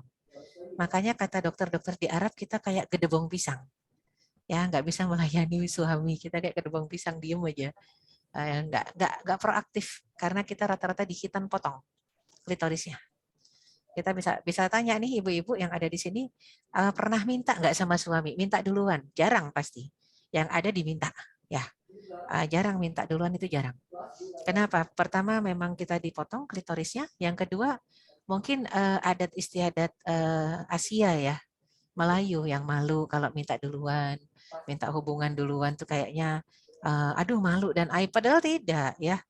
Ketika disebutkan walahunna mithlul ladzi 'alaihinna bil ma'ruf, ayat mengatakan haknya istri sama dengan kewajibannya. Kalau kewajiban istri melayani suami, maka hak istri juga minta dilayani oleh suami. Sama, ya. Kalau istri menolak melayani suami, maka suami marah, istri dosa, dilaknat malaikat. Begitu juga sebaliknya ketika istri minta sama suami, hubungan suami istri, suaminya nggak mau, istri kesel, sama, suami juga dilaknat oleh malaikat. Jadi ada mafhum mukhalafah. Cuman kan itu jarang dibahas di dalam fikih, ya. Pertama jarang dibahasnya karena kita nggak ngerti, ya. Yang ngebahas mungkin nggak paham, nggak ngerti. Yang kedua, muslimah, ibu-ibu malu nanyanya. Ya, malu nanyanya, nggak seperti orang-orang Ansor, wanita Ansor, wanita muhajirat itu luar biasa, nggak malu nanyanya ya. Ya Rasulullah, apakah perempuan mimpi basah? Itu pertanyaan, ya. Terus sampai Aisyah mengatakan, emang perempuan bisa mimpi basah? Nah, dari komentar Aisyah kita mengetahui Aisyah belum pernah mimpi basah. Karena yang nanya itu Ummu Salamah yang udah pernah nikah ya, istri Rasul juga. Gimana perempuan kalau mimpi basah wajib mandi nggak? Nah, Rasul menjawab, in ra'atil ma wajibatil ghusl. Kalau dia lihat basah dalemannya wajib mandi. Tapi kalau nggak basah nggak wajib mandi. Kalau laki-laki mimpi basah pasti basah, makanya namanya mimpi basah gitu ya. Jadi harus mandi. Ya, itu kan satu hal yang kayaknya simpel tapi wah menentukan sah nggaknya sholat kita loh kalau nggak mandi gitu ya. Ya, untuk amannya sih setiap kali mimpi basah ya mandi aja. Cuman kan pasti jarang yang mimpi basah perempuan. Perempuan jarang mimpi basah, tidak seperti laki-laki. Nah, jadi ini hal-hal yang kalau di negara Timur Tengah itu sampai dokter cerita ya. Kasihan kalian ya. Orang Indonesia wanita-wanitanya semua dihitan potong katanya. Oh iya, saya bilang iya, karena dokter kandungan tuh mengatakan iya dihitan potong. Pantesan kalian tuh kalem-kalem katanya. Kalem-kalem melahirkan kalem gitu ya. Kalau orang Arab kan melahirkan jerit-jerit ya. Kita karena katanya dihitan. Nah, makanya alhamdulillah anak-anak perempuan saya nggak ada yang dihitan empat-empatnya. Dan kalau orang Arab itu melihat kondisi anak perempuannya kalau udah usia 2 tahun, dilihat petakilan nggak? Tahu petakilan, pecicilan ya. Loncat sana, loncat sini, naik sana, naik sini. Nah perempuan bawa ke bidan, bilang sama bidannya tolong digores sedikit, gores bukan potong. Digores sedikit, disentuh sedikit saja klitorisnya, kayak pakai jarum suntik itu, itu redanya banyak syahwatnya, reda syahwat. Karena kalau dipotong bisa jadi frigid, dan perempuan kalau sudah frigid sama laki-laki bahaya. Ya, kecenderungannya nanti akan jeruk makan jeruk, itu lebih bahaya. Ya, lebih bahaya kalau kecenderungannya kepada sejenis ya. Allahu a'lam bishawab. Baik. Ini sudah banyak lagi ini pertanyaan. Ustazah mau Ya, tanya, silakan. jika muntah di bulan Ramadan saat mandi air ruqyah dan terapi ruqyah mandiri baca Al-Baqarah, muntah Ya. selama terapi itu membatalkan puasa atau tidak? Itu kan muntah yang tidak disengaja. Artinya nggak semua yang diruqyah muntah kok. Itu pertama. Yang kedua bukan yang nggak pengen muntah tapi jadi muntah, itu batal ya. Jadi muntah yang dipaksakan, dikeluarkan, dikorek anak tekak itu batal. Tapi kalau muntah sendiri, kayak orang yang mabuk dalam perjalanan, oke. Itu kan muntah sendiri. Pengennya nggak muntah tapi kok muntah, itu nggak batal. Orang yang lagi ngidam muntah itu nggak batal. Jadi makanya kita penting untuk membedakan ini muntah dipaksa, kita paksa muntah atau muntah yang memang tidak dipaksa sudah keluar. Ya, jadi ya ini paling penting ya Ramadan kalau mau terapi ruqyah mandiri pokoknya yang dibaca ayat suci Al-Qur'an ya. Jangan yang lain. Kalau ini Ustazah, kalau habis muntah kan nggak enak ya di mulut itu. Kita Iya. kumur-kumur nggak? Kumur-kumur boleh asal jangan ditelan air ya. Nah, boleh. Oh ya, baik. Pertanyaan selanjutnya, bagaimana cara mengkode puasa untuk orang tua yang sudah meninggal? Ya. Jadi kalau ada pertanyaan anak boleh nggak mengkodok puasa buat orang tuanya? Boleh ya. Terus gimana caranya? Berarti di bulan selain Ramadan ya, karena kalau Ramadan kan kita fokus dengan puasa kita sendiri. Sebelum kita mengatakan di luar Ramadan, maka penting untuk ditanyakan mengkodok puasa orang tua. Berarti orang tua waktu itu sudah sepuh atau orang tua sakit parah dan melewati masa bulan suci Ramadan. Artinya begini, dia sudah sebulan penuh lewat Ramadan, di Syawal meninggal, di Ramadan nggak puasa. Maka anaknya sebagai bentuk birrul walidain, ya kebaikan hati seorang anak, maka dia mengkodokkan. Boleh. Tapi biasanya kalau di dalam fikih itu yang mengkodokkan kalau kondisi orang tua sehat walafiat yang tiba-tiba sakit. Kondisi orang tua biasanya orang tua puasa, ya orang tua biasanya puasa dalam kondisi sehat yang nggak sakit. Orang tua masih muda, orang tua masih haidnya lancar. Itu kalau tiba-tiba saja dalam bulan suci Ramadan tahu-tahu drop, masuk ke rumah sakit, masuk ICU 10 hari meninggal. Ya, padahal itu baru 20 Ramadan. Maka yang kita kodok adalah yang dia nggak puasa aja. Misalnya 10 hari pertama dia puasa, 10 hari kedua dia nggak puasa, habis ke 10 hari kedua meninggal. Ya yang dia nggak puasa itu aja yang kita kodokkan gitu ya. Kalau orang tuanya meninggal muda. Tapi kalau orang tuanya meninggal tua, sudah sepuh, dikodokkan atau difidyahkan? Itu ulama mengatakan difidyahkan, dibayarkan fidyahnya ya. Ini perlu diluruskan kenapa? Karena kebanyakan juga nggak paham bicara masalah kodok. Jadi ibarat kata orang tua meninggal 2 Ramadan. Tanggal 2 Ramadan wafat. Si anak mengatakan, ibu saya punya hutang puasa Ramadan Ustazah. Saya kodokkan boleh-boleh. Tapi gimana ya? Banyak lah. Bukannya ibunya meninggalnya tanggal 2 Ramadan? Iya, tapi kan ada 28 hari lagi lah. Itu salah paham. Begitu sudah wafat nggak ada kewajiban. Ya, jadi yang udah wafat jadi sudah wafat ya masa mau ini kan ya dihitung sebagai kewajiban, tidak. Allah tidak memberatkan hambanya. Yang jadi kewajiban itu ketika hidup, dia masih hidup dan saat itu sakit yang kita punya prediksi ini sakitnya akan sembuh. Qadarullah. Ternyata nggak sembuh, wafat gitu ya. Kalau sakitnya sembuh, tadi kita sudah lihat kodok. Ya, kalau akhirnya berujung kepada wafat, gimana? Fidyah boleh kalau sudah sepuh. Atau penyakit sakitnya sudah lama bertahun-tahun kronis, boleh fidyah. Yang dikodokkan itu kalau memang dia masih muda. Ya sebagai contoh juga, Ibu kita seger, sehat, belum menopause. Qadarullah naik pesawat, pesawatnya jatuh di bulan suci Ramadan. Ya, qadarullah naik pesawat, pesawatnya jatuh di bulan suci Ramadan, dan ketika dia mau naik pesawat, dia itu dalam kondisi haid.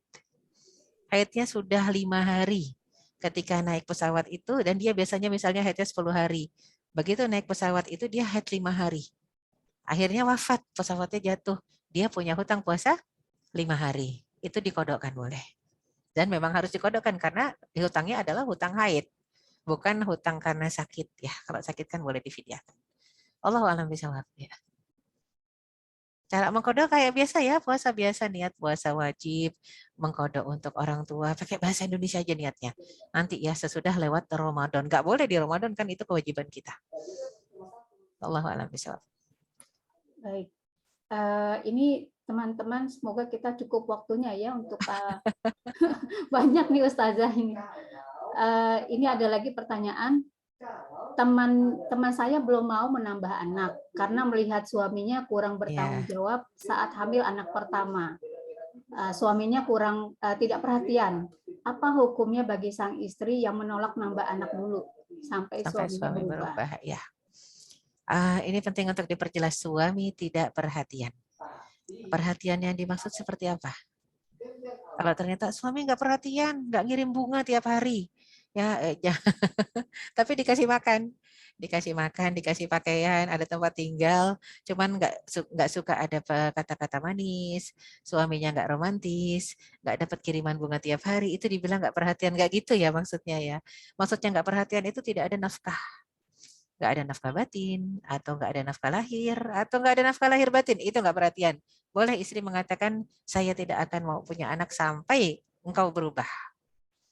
Tapi kalau ternyata nafkah lahir batin dipenuhi, cuman suaminya kurang peka, ya, kurang peka. Nah ini kita bicara bukan masalah perhatian, kurang peka. Ya, nafkah lahir batinnya wah dipenuhi beneran, tapi suaminya nggak pernah ngajak ngobrol. Ada loh yang gitu, nggak pernah ngajak ngobrol sama sekali. Ya, jadi suaminya diem aja, pulang diem, dan istrinya akhirnya memanfaatkan diamnya suaminya dengan apa? Oh, suaminya diem tapi bertanggung jawab. Jadi tinggal kalau anaknya lagi pengen sesuatu, dia nanya sama anaknya, oh adek lagi pengen ayam ya gitu. Nanti suaminya tuh ngerasa, oh jadi beli ayam dia supaya istrinya masakin. Ada yang kayak gitu. Oh adek lagi pengen buah ya, buah apa deh? Jeruk. Padahal anaknya nggak bilang apa-apa, ibunya yang lagi pengen. Tapi karena suaminya pendiam, tapi quick responsif banget. Jadinya alhamdulillah sih Ustazah katanya, walaupun pendiam tapi wah responnya cakep. Kalau misalnya Pampers habis aja tinggal, ih adek kasihan Pampers terakhir ya dek. Wah itu suaminya sengaja, istrinya ngomong begitu, suaminya langsung lari ke pasar beli Pampers. Jadi memang ada suami-suami yang irit bicara. Nah, sebagian istri ketika mendapatkan suami yang irit bicara itu mengatakan suami tidak perhatian. Oh, bukan itu. Ada emang tipikal laki-laki yang bicaranya irit banget. Kita udah ngirim WhatsApp banyak, dia cuma bilang iya. Selesai. Nah, ini yang susah. Kalau istrinya baper, nah, repot ini ya. Makanya dilihat dulu apa yang disebut dengan tidak perhatian.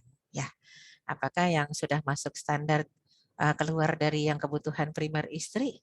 Ya, ataukah tidak perhatian dalam masalah tersier, itu mah nggak apa-apa ya, maklumi. Wallahu a'lam bishawab. Ya. Baik, pertanyaan berikutnya, untuk membayar fidyah, apakah boleh disalurkan ke keluarga sendiri? Misalnya orang tua atau saudara yang kita tahu mereka juga masih kekurangan. Ya, fidyahnya siapa dulu? Jangan fidyah orang tua disalurkan buat dia juga, nggak boleh ya. Misalnya nih, jadi fidyah siapa dulu? Ini penting. Kayak misalnya fidyah saya lagi nyusuin, saya kasih ke orang tua saya karena orang tua termasuk kategori tidak mampu, itu boleh. Ya, fidyah saya ketika hamil, misal mau disalurkan ke adik saya, boleh. Tapi kalau zakat nggak boleh kedua arah ya. Kalau zakat nggak boleh ditunaikan, dikasihkan, diberikan kepada anak ke orang tua ke anak, suami ke istri, nggak boleh. Ya, jadi 3 arahnya. Kalau 2 arahnya atas bawah, anak ke orang tua nggak boleh ngasih zakat, yang boleh malah membayarkan zakatnya, ya. Dan kalau dari orang tua ke anak juga nggak boleh memberikan zakat, yang ada membayarkan zakatnya boleh. Suami ke istri juga gitu, membayarkan zakatnya, tapi tidak memberikan zakat. Mungkin ada yang mengatakan, tapi istrinya utangnya banyak Ustazah, tiap kali ada tukang panci beli ngutang gitu ya misalnya. Tiap kali ada tukang kredit emas, kredit. Nah, itu kalau ada yang mengatakan lebih bagus kan zakatnya suami di ke istri, kan nggak boleh. Karena kewajiban suami adalah memberikan nafkah. Kewajiban suami mendidik istri. Kenapa istrinya bisa tidak terdidik seperti itu? Ada kesalahan suami juga, lalai ya. Jadinya istrinya sampai utangnya banyak misalnya. Utangnya bukan utang kebutuhan primer, tapi sekunder tersier, parah ya. Nggak boleh, ini suami harus mendidik. Makanya penting dibekali ilmu sebelum menikah ya. Jadi itu. Jadi kalau ke orang tua ngasih yang bentuknya sodako, infak silahkan. Tapi kalau zakat tidak. Ya silakan. Dan kalau fidyah gimana? Fidyah itu infak bentuknya ya, bukan zakat, jadi boleh. Tapi dengan catatan orang tuanya memang yang membutuhkan. Karena memang disebutkannya fidyatut ta'amu miskin. Fidyah itu memberi makan orang miskin. Apa iya orang tua kita masuk miskin? Kalau kitanya nggak miskin, kitanya orang yang cukup, orang yang Allah berikan karunia pas-pasan, kalau orang tua kita ada di standar miskin, kita harus tanda tanya loh. Separah itukah kita tega membuat orang tua ada di standar miskin? Ya, Allahu a'lam bishawab. Jadi Ustazah, zakat itu tidak boleh diberikan ke keluarga.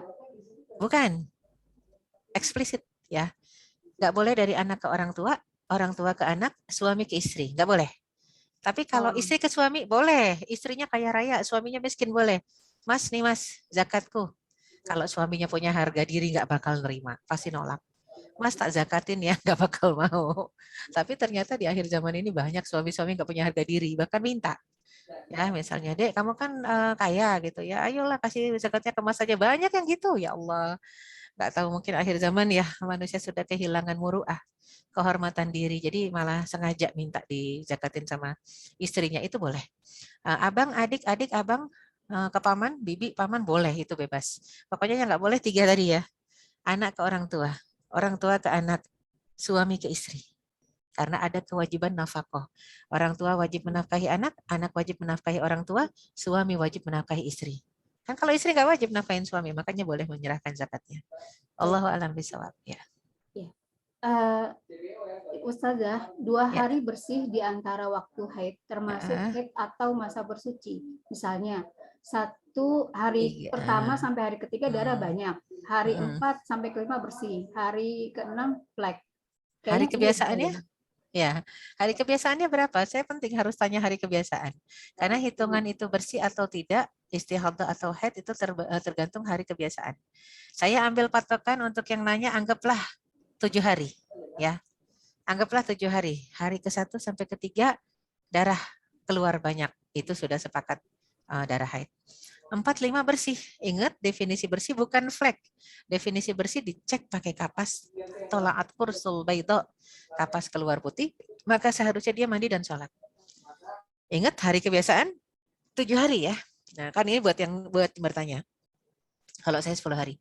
Nah, sesudah itu ternyata hari ke-6 flek lagi. Sampai hari ke-7 ya. Hari ke-6 flek sampai hari ke-7 ya udah nih. Jadi sholatnya itu berapa hari? Cuma 4 dan 5. 4 dan 5 dia wajib sholat, habis itu berhenti sholat lagi sampai berakhir 7. Ternyata hari ke-8 flek atau hari ke-8 malah deres. Ada yang gitu, apalagi kalau premenopause. Maka yang lewat dari hari kebiasaan, acuhkan. Dia istihadah. Lewat dari hari kebiasaan sederes apapun, sampai ada yang sampai ketika istihadah itu pas mau menopause ya, sampai 2 gayung, segayung darahnya deres, tetap sholat. Karena itu istihadah. Di luar hari kebiasaan. Allahu a'lam bishawab.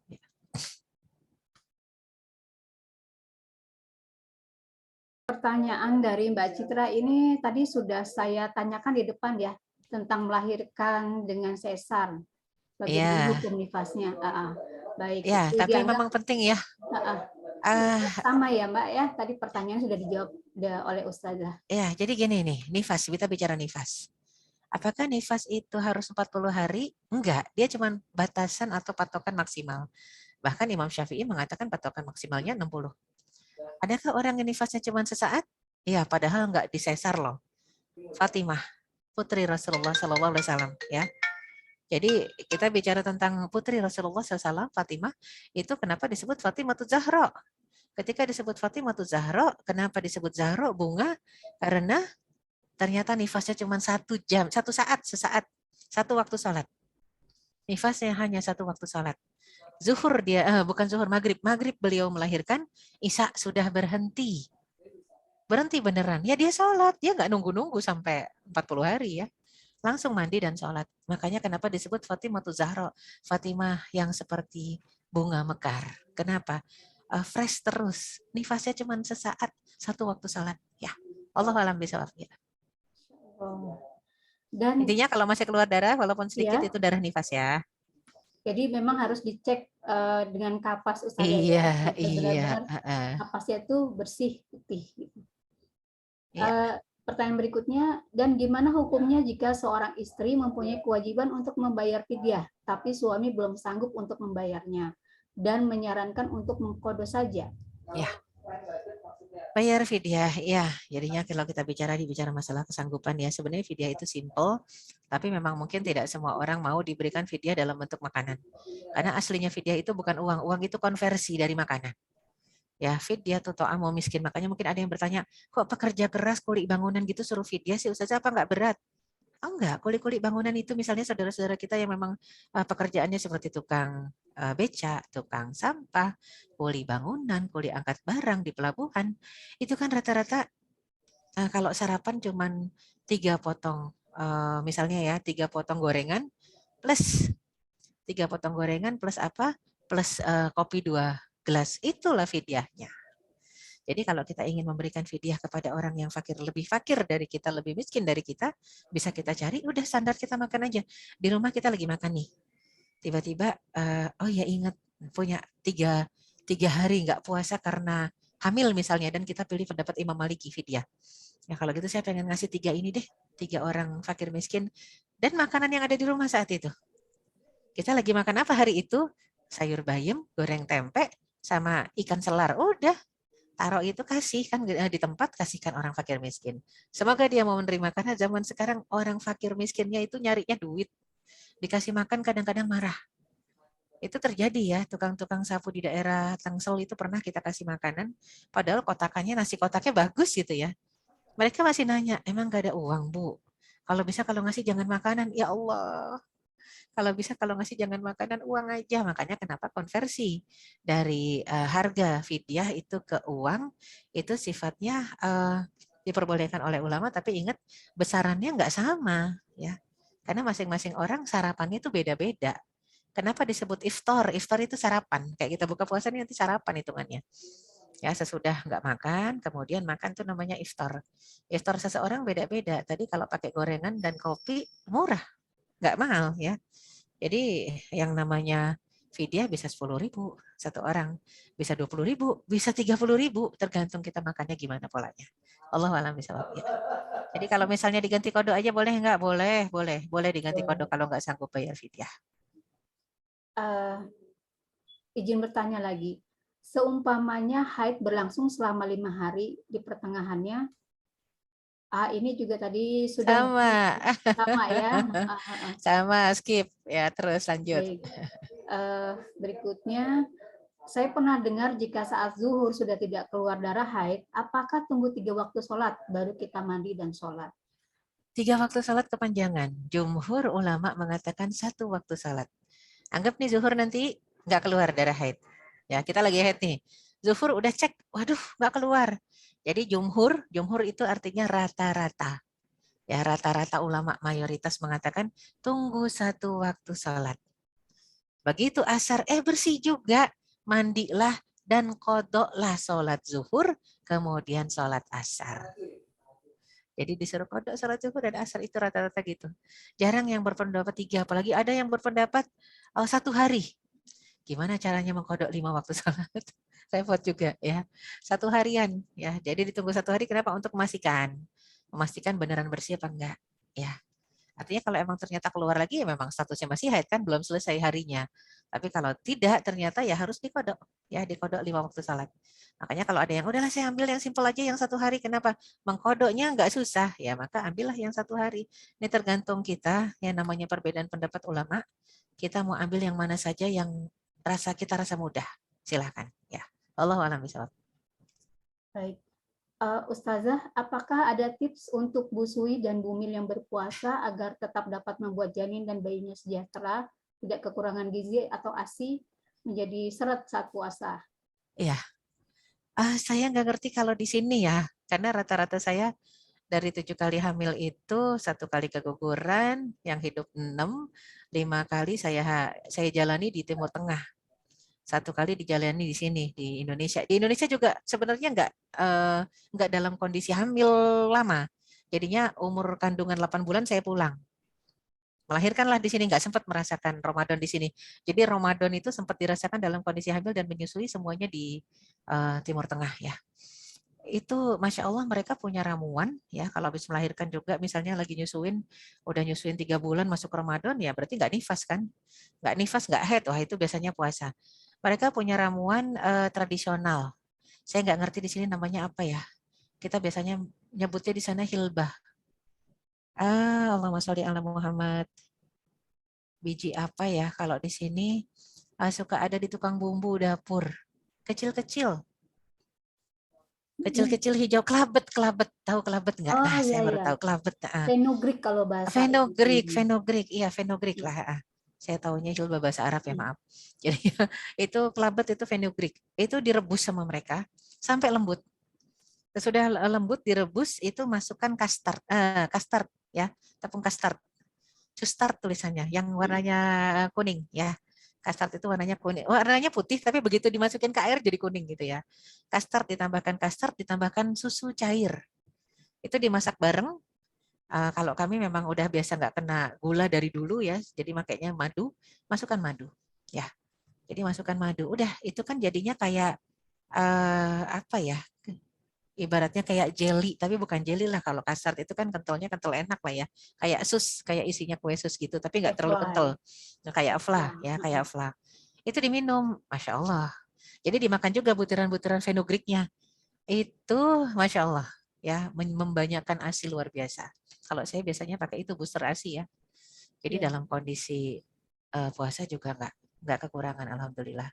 Kalau booster ASI-nya di Indonesia itu biasanya daun asam, daun pohon asam direbus, booster ASI di Indonesia, daun pohon asam direbus, ditambahkan, diminumnya dengan gula Jawa ya. Kalau saya sih ganti semua jenis gula, diganti dengan madu deh, itu lebih sehat. Nah itu juga katanya membanyakkan ASI. Ditambah juga ada yang pakai daun katuk, ada yang pakai, pokoknya segala jenis herbal itu menyehatkan. Insya Allah bisa dicoba. Daun kelor juga bagus. Daun kelor, cakep. Daun kelor juga cakep. Cakep, cuman karena kalau di barat mereka pakainya itu fenugreek tadi ya, kelambet ya, kalau di Indonesia tuh bumbu dapur kelambet. Itu memang aromanya agak-agak kayak jamu. Oh iya. Tapi kalau udah direbus enak ya, enak banget itu insya Allah. Udah dikasih itu jadi kayak flah, booster. Allah alam bisawab ya. Ustazah, hukum darah yang keluar saat jima karena ragu-ragu, apakah itu darah haid atau darah apa? Karena takut juga untuk periksa bagaimana cara membedakan antara istiazah dan haid. Istihadah ya, istihadah. Dan satu lagi, masa haid itu maksimalnya berapa hari? Karena terkadang sudah bersih pakaian dalam tapi besoknya ada lagi. Ya, jadi penting kalau sebenarnya normalnya wanita hubungan suami istri nggak keluar darah. Nggak keluar darah, hubungan suami istri itu normalnya nggak pakai keluar darah ya. Mungkin hubungan pertama kali iya ya, itu pecahnya selaput darah, tapi selebih-lebihnya nggak pakai keluar darah. Tapi ini mungkin pertanyaannya adalah setelah masa haid selesai, terus hubungan, terus ada lagi. Makanya penting tolong cek pakai kapas putih sebelum hubungan, sebelum sholat, itu cek pakai kapas putih. Ya, kalau mau mandi wajib cek pakai kapas putih ya. Jadinya ada nggak bercak-bercaknya? Kalau emang nggak ada, maka mandilah, kemudian sholatlah, kemudian hubungan suami istri lah, nggak masalah. Selepas itu keluar lagi, memang kalau belum waktunya habis, maka hitungannya haid. Tapi kalau sudah lewat dari waktu kebiasaannya, maksimalnya, maka itu hitungannya istihadah. Emang berapa lama sih harusnya? Nggak ada patokan, tergantung kebiasaan. Dan paling maksimal adalah 15 hari. Paling maksimal 15 hari untuk yang tidak punya patokan, yang nggak punya hari kebiasaan. Baik. Ada lagi nih Ustazah, dalam kaitannya mazhab, ya, kita semua mengakui bahwa dalam perbedaan pendapat semua ulama benar. Kemudian landasan apa yang kita pakai untuk memilih salah satunya? saat mengalami persoalan. Apakah kita harus mengambil salah satu mazhab, kemudian bagaimana bila terjadi yang diambil dari beberapa mazhab. Nah, jadi terkesan hanya mengambil yang mudahnya saja gitu asal Ya, copot. ya. Jadi yang namanya madhab itu dari kata dhahaba, artinya tempat pergi merujuk. Tempat pergi merujuk. Makanya kalau ada Rasulullah SAW hidup di tengah kita, dan ketika masih ada Khulafaur Rasyidin yang 4 itu nggak ada orang yang pakai madhab. Nggak ada imam madhab, nggak ada. Kenapa? Karena ada tempat bertanya. Rasul ke-4 orang Khulafaur Rasyidin. Jadi ketika disebut madhab itu memang betul-betul tempat kita dhahaba, kita pergi ngerujuk gitu ya. Nah itu ulama-ulama ya, ulama madhab itu banyak, gak cuma 4 sebenarnya. Cuma memang yang muridnya banyak hanya 4, Hanafi, Maliki, ya Hambali gitu, dan Syafi'i itu muridnya banyak. Makanya terkenal. Padahal banyak ada madhab Ibnu Umar, ada madhab Ibnu Abbas, ada madhabnya Sufyan Tsauri, banyak. Ya, tapi cuman yang punya murid lebih banyak itu yang 4 ini. Makanya yang lebih terkenal mendunia yang 4 ya. Atas boleh nggak kita asal-asal comot aja? Kalau yang enak kita ambil yang ini, yang nggak enak ambil yang itu, nggak masalah sebenarnya. Apalagi yang bisa literatur bahasa Arab, nggak pegang madhab pun boleh, karena dia bisa langsung merujuk ke kitab asli. Baca Quran, paham isinya, ngerti tafsirannya, baca hadis, ngerti asbabul wurudnya, maka nggak masalah ya. Terus kalau kita buat yang awam-awam, makanya kenapa kalau kata Imam Syafi'i, untuk yang awam pegang aja satu deh. Kenapa? Supaya nggak kebingungan. Kan repot nyari-nyari lagi, nanya-nanya lagi. Nah itu dia.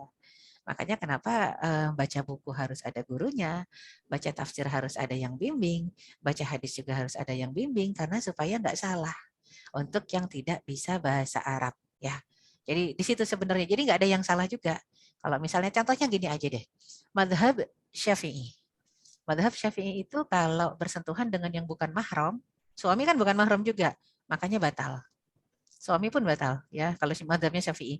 Makanya orang Indonesia ini kalau dibilang madhabnya apa Syafi'i itu pengen ketawa kita ya, yang ngerti pengen ketawa. Karena madhab Syafi'i itu strict. Perempuan nggak boleh terlihat wajahnya kecuali sebelah mata. Ya, cuman satu mata. Hanya boleh terlihat satu mata. Sedangkan orang Indonesia rata-rata nggak pakai jilbab, kalau ditanya madhabnya apa? Syafi'i. Nah itu kan lucu. Padahal perempuan hanya boleh terlihat nampak satu mata saja. Ya, bahkan bukan cadar dua mata masih kelihatan. Perempuan dalam madhab Syafi'i hanya boleh terlihat satu mata. Ya, nah jadi orang Indonesia ini sebenarnya madhabnya apa? Sebenarnya nggak jelas madhabnya. Tapi oke, nggak masalah. Yang penting sesuai dengan Al-Quran dan Sunnah. Ya, jadi rata-rata perbedaan ulama madhab itu hanya masalah interpretasi ayat. La yamassuhu illal mutahharun. Misalnya itu ajalah dalam surat Al-Waqiah. Tidak boleh menyentuh mushaf kecuali yang suci. Yang satu mengatakan nggak boleh orang haid menyentuh mushaf. Kenapa? Karena dia tidak suci. Ya. Tapi yang satu mengatakan orang haid boleh menyentuh mushaf. Kenapa? Karena muslim la yanjas. Kata Rasul, muslim itu nggak najis. Mau lagi haid juga nggak najis. Itu satu. Yang kedua, kenapa tadi mengatakan mushaf yang di dunia? Karena dia pikir semua mushaf yang di dunia. Nah, sedangkan yang satu membolehkan orang haid pun nyentuh, ini kan lagi bicara la yamassuhu illal mutahharun, itu apa? Disebutkan fi kitabin maknun. Itu mushaf yang ada di Lauhil Mahfuz. Nggak ada yang nyentuh kecuali para malaikat yang suci. Nah, kan dua-duanya benar, cuman masalah bukan salah, masalahnya adalah perbedaan menginterpretasikan. Nggak ada yang salah. Kalau ulama itu benar semua. Makanya kenapa kalau ulama benar semua, mereka bisa saling memahami dan memaklumi. Kayak kunut nggak kunut itu saling memaklumi antara Imam Syafi'i dengan Imam Maliki, maklum. Kadang yang satu pakai kunut, satu nggak pakai kunut, ngikut gitu ya. Kalau tergantung siapa imamnya. Lah murid-muridnya pasti berisik. Imam Syafi'i kok sholat nggak pakai kunut. Kan kita biasanya pakai kunut. Nah, biasanya jadi kalau kita lihat orang berisik itu biasanya air beriak tanda tak dalam. Ilmunya cetek, kalau nggak ngerti apa-apa pasti nanya gitu ya. Jadi kalau yang ngerti, imam-imamnya mengatakan ini masalah kunut doang, simple. Bisa pakai, bisa enggak, itu kata Syafi'i ketika sholat di pesantrennya Maliki. Ya, padahal muridnya udah heboh. Kok Imam Syafi'i, murid-murid Syafi'i nih, ya, jadi malah seuzon sama imamnya. Wahai imam, Anda salah sholatnya. Nggak pakai kunut dan kita nggak sujud sahwi katanya. Kalau gitu kita salah, kita harus ngulang sholat lagi. Kata Imam Syafi'i, sengaja kok. Kita emang di mana? Di pesantren Maliki kan ya. Jadi itulah biasanya murid-murid yang suka ini ya, pertanyaannya banyak karena memang nggak paham. Lebih bagus untuk bertanya ya. Jadi seperti itu perbedaan itu. Nah tadi saya ambil contoh tentang masalah sentuhan yang bukan mahram. Kalau madzhab Syafi'i mengatakan sentuhan bukan mahram batal. Maka pada saat ini sudah kembali normal orang tawaf laki perempuan desak-desakan. Itu kalau kita semua madzhab Syafi'i tawaf dalam kondisi yang berdesak-desakan itu nggak selesai tawafnya. Iya. Ya, kenapa? Karena batal terus ya, batal wudhu, batal wudhu, batal wudhu. Nah, makanya kenapa rata-rata ini juga kalau pembimbing ibadahnya ngerti ya, masih di luar masjid dia akan mengatakan kepada jamaahnya. Ini kalau pembimbing ibadahnya ngerti. Wahai para jamaah yang madhabnya Syafi'i, sebelum masuk Masjidil Haram, ayo kita niat pindah madhab. Pindah madhab dulu, Maliki ataupun Hambali atau Hanafi agar nggak batal. Itu begitu mereka. Ini kalau ngerti ya, jadi kenapa supaya nggak batal? Nanti kalau batal kan repot. Jadi mereka ada istilah pindah madhab di luar pintu Masjidil Haram. Nah kalau misalnya ada kok tapi kita nggak dikasih tahu ya nggak ngerti lah pembimbing ibadahnya juga ngerti apa enggak. Ya tapi memang itu satu gambaran aja. Simple aja, sesuai Al-Quran dan Sunnah. Nah dari mana taunya sesuai enggak? Maka butuh guru. Tanya sama guru. Wallahu a'lam bishawab. Masya Allah. Ini waktunya sudah tinggal 1 menit Ustazah, tapi masih ada 25 pertanyaan lagi yang belum. Masya Allah 25. Masya Allah. Ya, by Iya. ini aja voice note ya. Saya jawab by voice note aja insya Allah. By voice note ya. Insya Allah. Kalau gitu nanti kami kirimkan screenshotnya Ustazah ya. Insya Allah, insya Allah. Baik. Afwan teman-teman semua, karena kita dibatasi waktu, jadi pertanyaan-pertanyaan yang belum sempat dibacakan, insya Allah nanti akan dijawab Ustazah dengan voice note. Jadi tadi sudah dibantu sama teman-teman dari sekolah ibu, sudah mengcopy pertanyaan teman-teman semua. Insya Allah nanti kita akan share di grupnya sekolah ibu. Jadi teman-teman yang belum join di grupnya sekolah ibu, mohon diklik yang tadi kami sudah share di kolom chat. Mungkin bisa di-share ulang, Mbak, link masuk ke grup sekolah ibu. Ya, alhamdulillah, Masya Allah banyak sekali ilmu yang kita dapatkan hari ini ya, tentang mazhab, tentang pertanyaan tentang seputar haid itu sepertinya nggak ada habisnya ya. Namun kita kembali merujuk tips yang paling mudah yang tadi Ustazah ajarkan kepada kita untuk memastikan bahwa kita benar-benar sudah bersih dengan kapas, apakah masih terlihat darah atau benar-benar sudah bersih. Ketika sudah bersih itulah sudah wajib kita untuk kembali beribadah seperti biasa. Itu.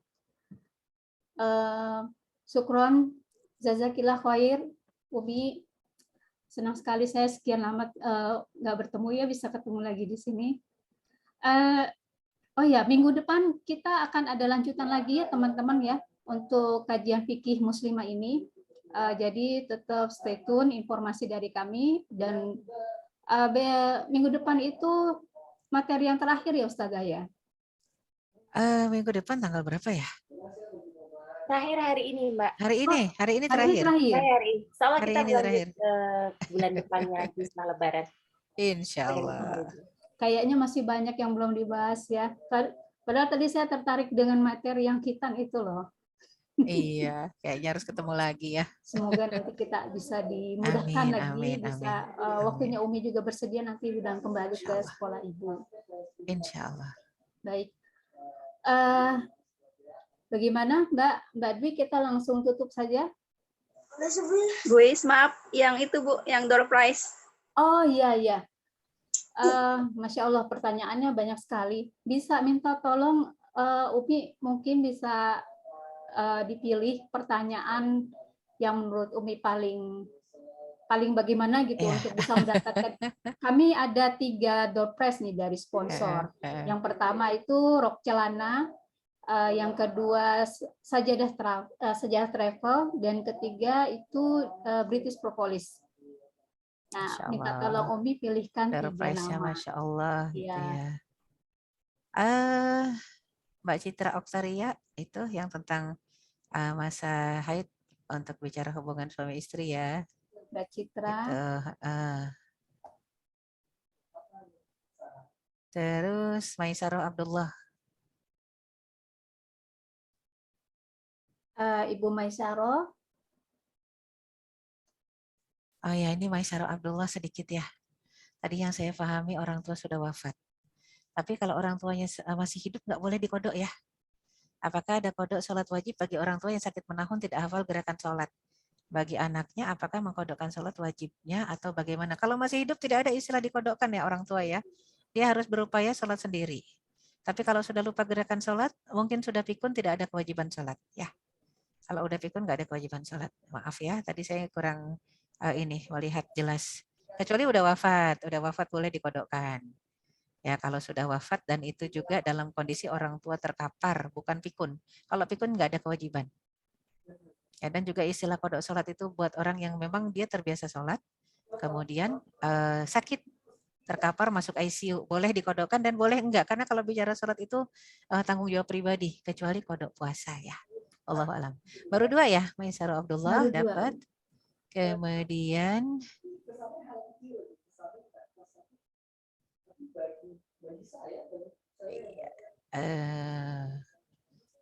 Maisarah Abdullah pertanyaannya banyak gitu ya, Masya Allah. Dengan Elisa Putri. Ini yang nggak sempat terjawab ya. Afwan siapa tadi? Elisa Putri. Belum sempat dijawab.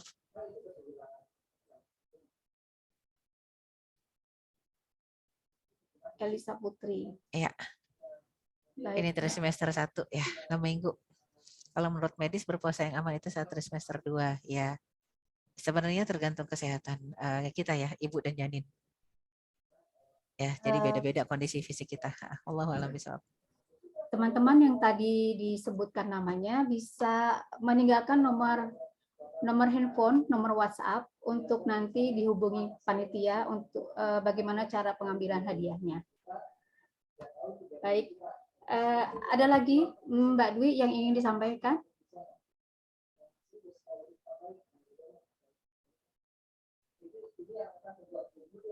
Informasi sedekah minyak jelantah, Mbak Is.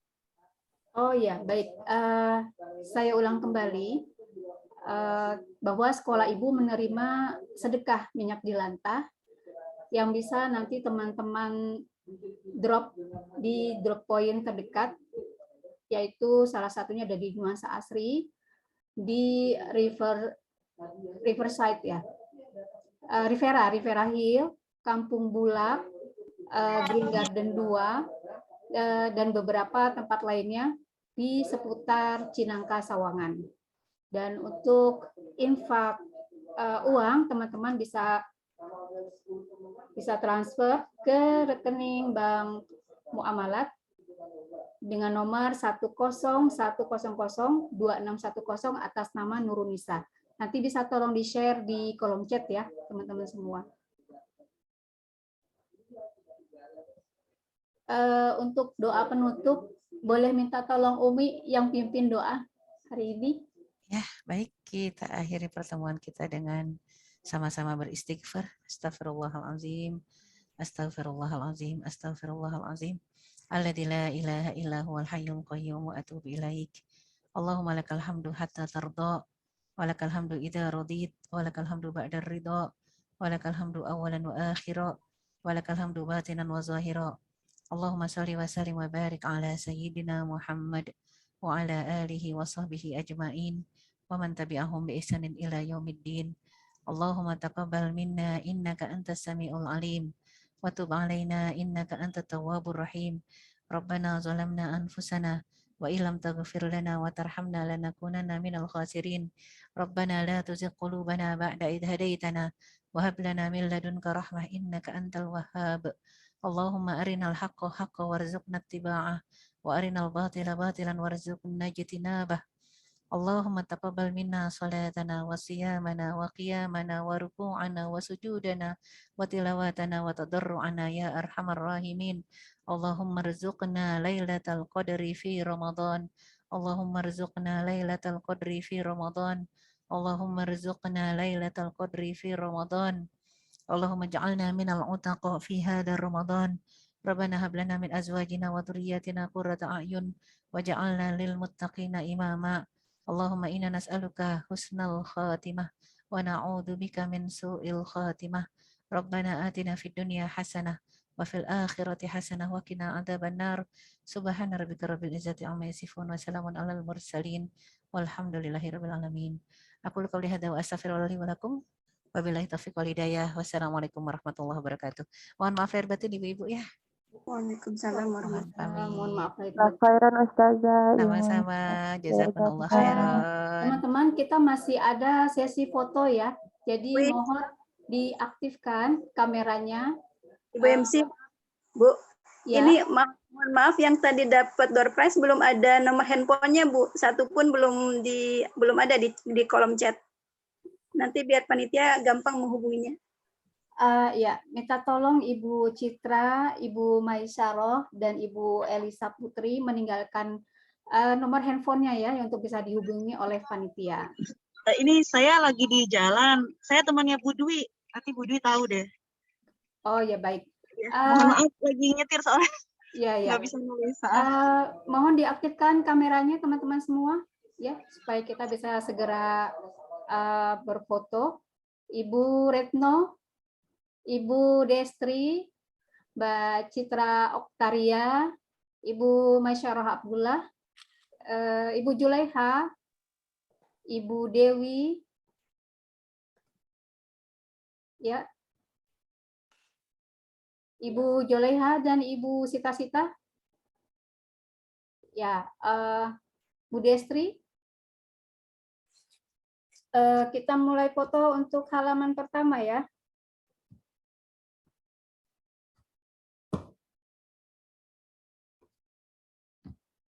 Ayo, senyum yang paling manis.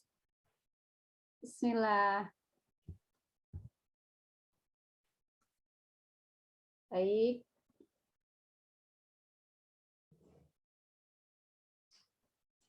Oke, untuk halaman berikutnya, mohon dibuka kameranya Bunda Alessa, Ibu Uswatun Hasanah, Ibu Nur, Ibu Ayu Mega, Ibu Ivin, Ibu Ani, Ibu Neng Siti Rohmah, Ibu Umi, Ibu Nur Islami, Bu Yarma Desi, Ibu Jayanti, Ibu Anis, Mbak Husna, Ibu Mia, Ibu Bobi.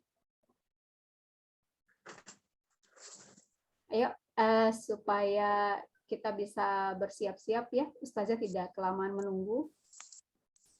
Baik. 3, 2, 1.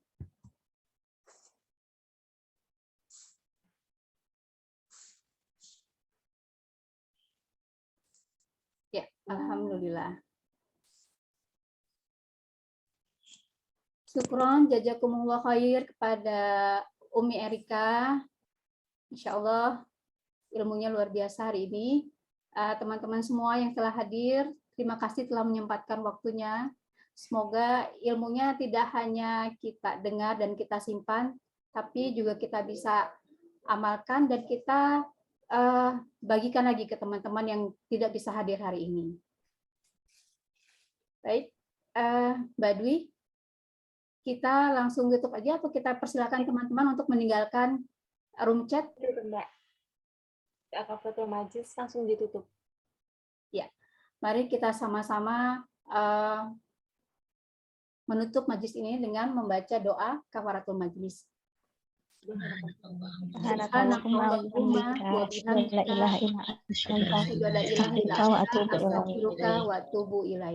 maaf lahir batin. Assalamualaikum warahmatullahi wabarakatuh. Waalaikumsalam warahmatullahi wabarakatuh. Mohon maaf lahir batin. Assalamualaikum. Terima kasih panitia. Terima kasih semuanya Ibu-ibu. Lahir batin. Izin live. Iya, tadi yang tadi dapat door prize sudah dapat nomor teleponnya, Mbak? Udah, Bu. Sudah ya? Iya, Kurang baik. 1. Siapa Mbak Dian? Nanti sama Mbak Dwi yang satu lagi. Yang tadi ya. Baik. Jangan lupa untuk gabung di WA grupnya sekolah Ibu ya, supaya nanti pertanyaan yang dijawab Bu Ustazah bisa di-share nanti di grup.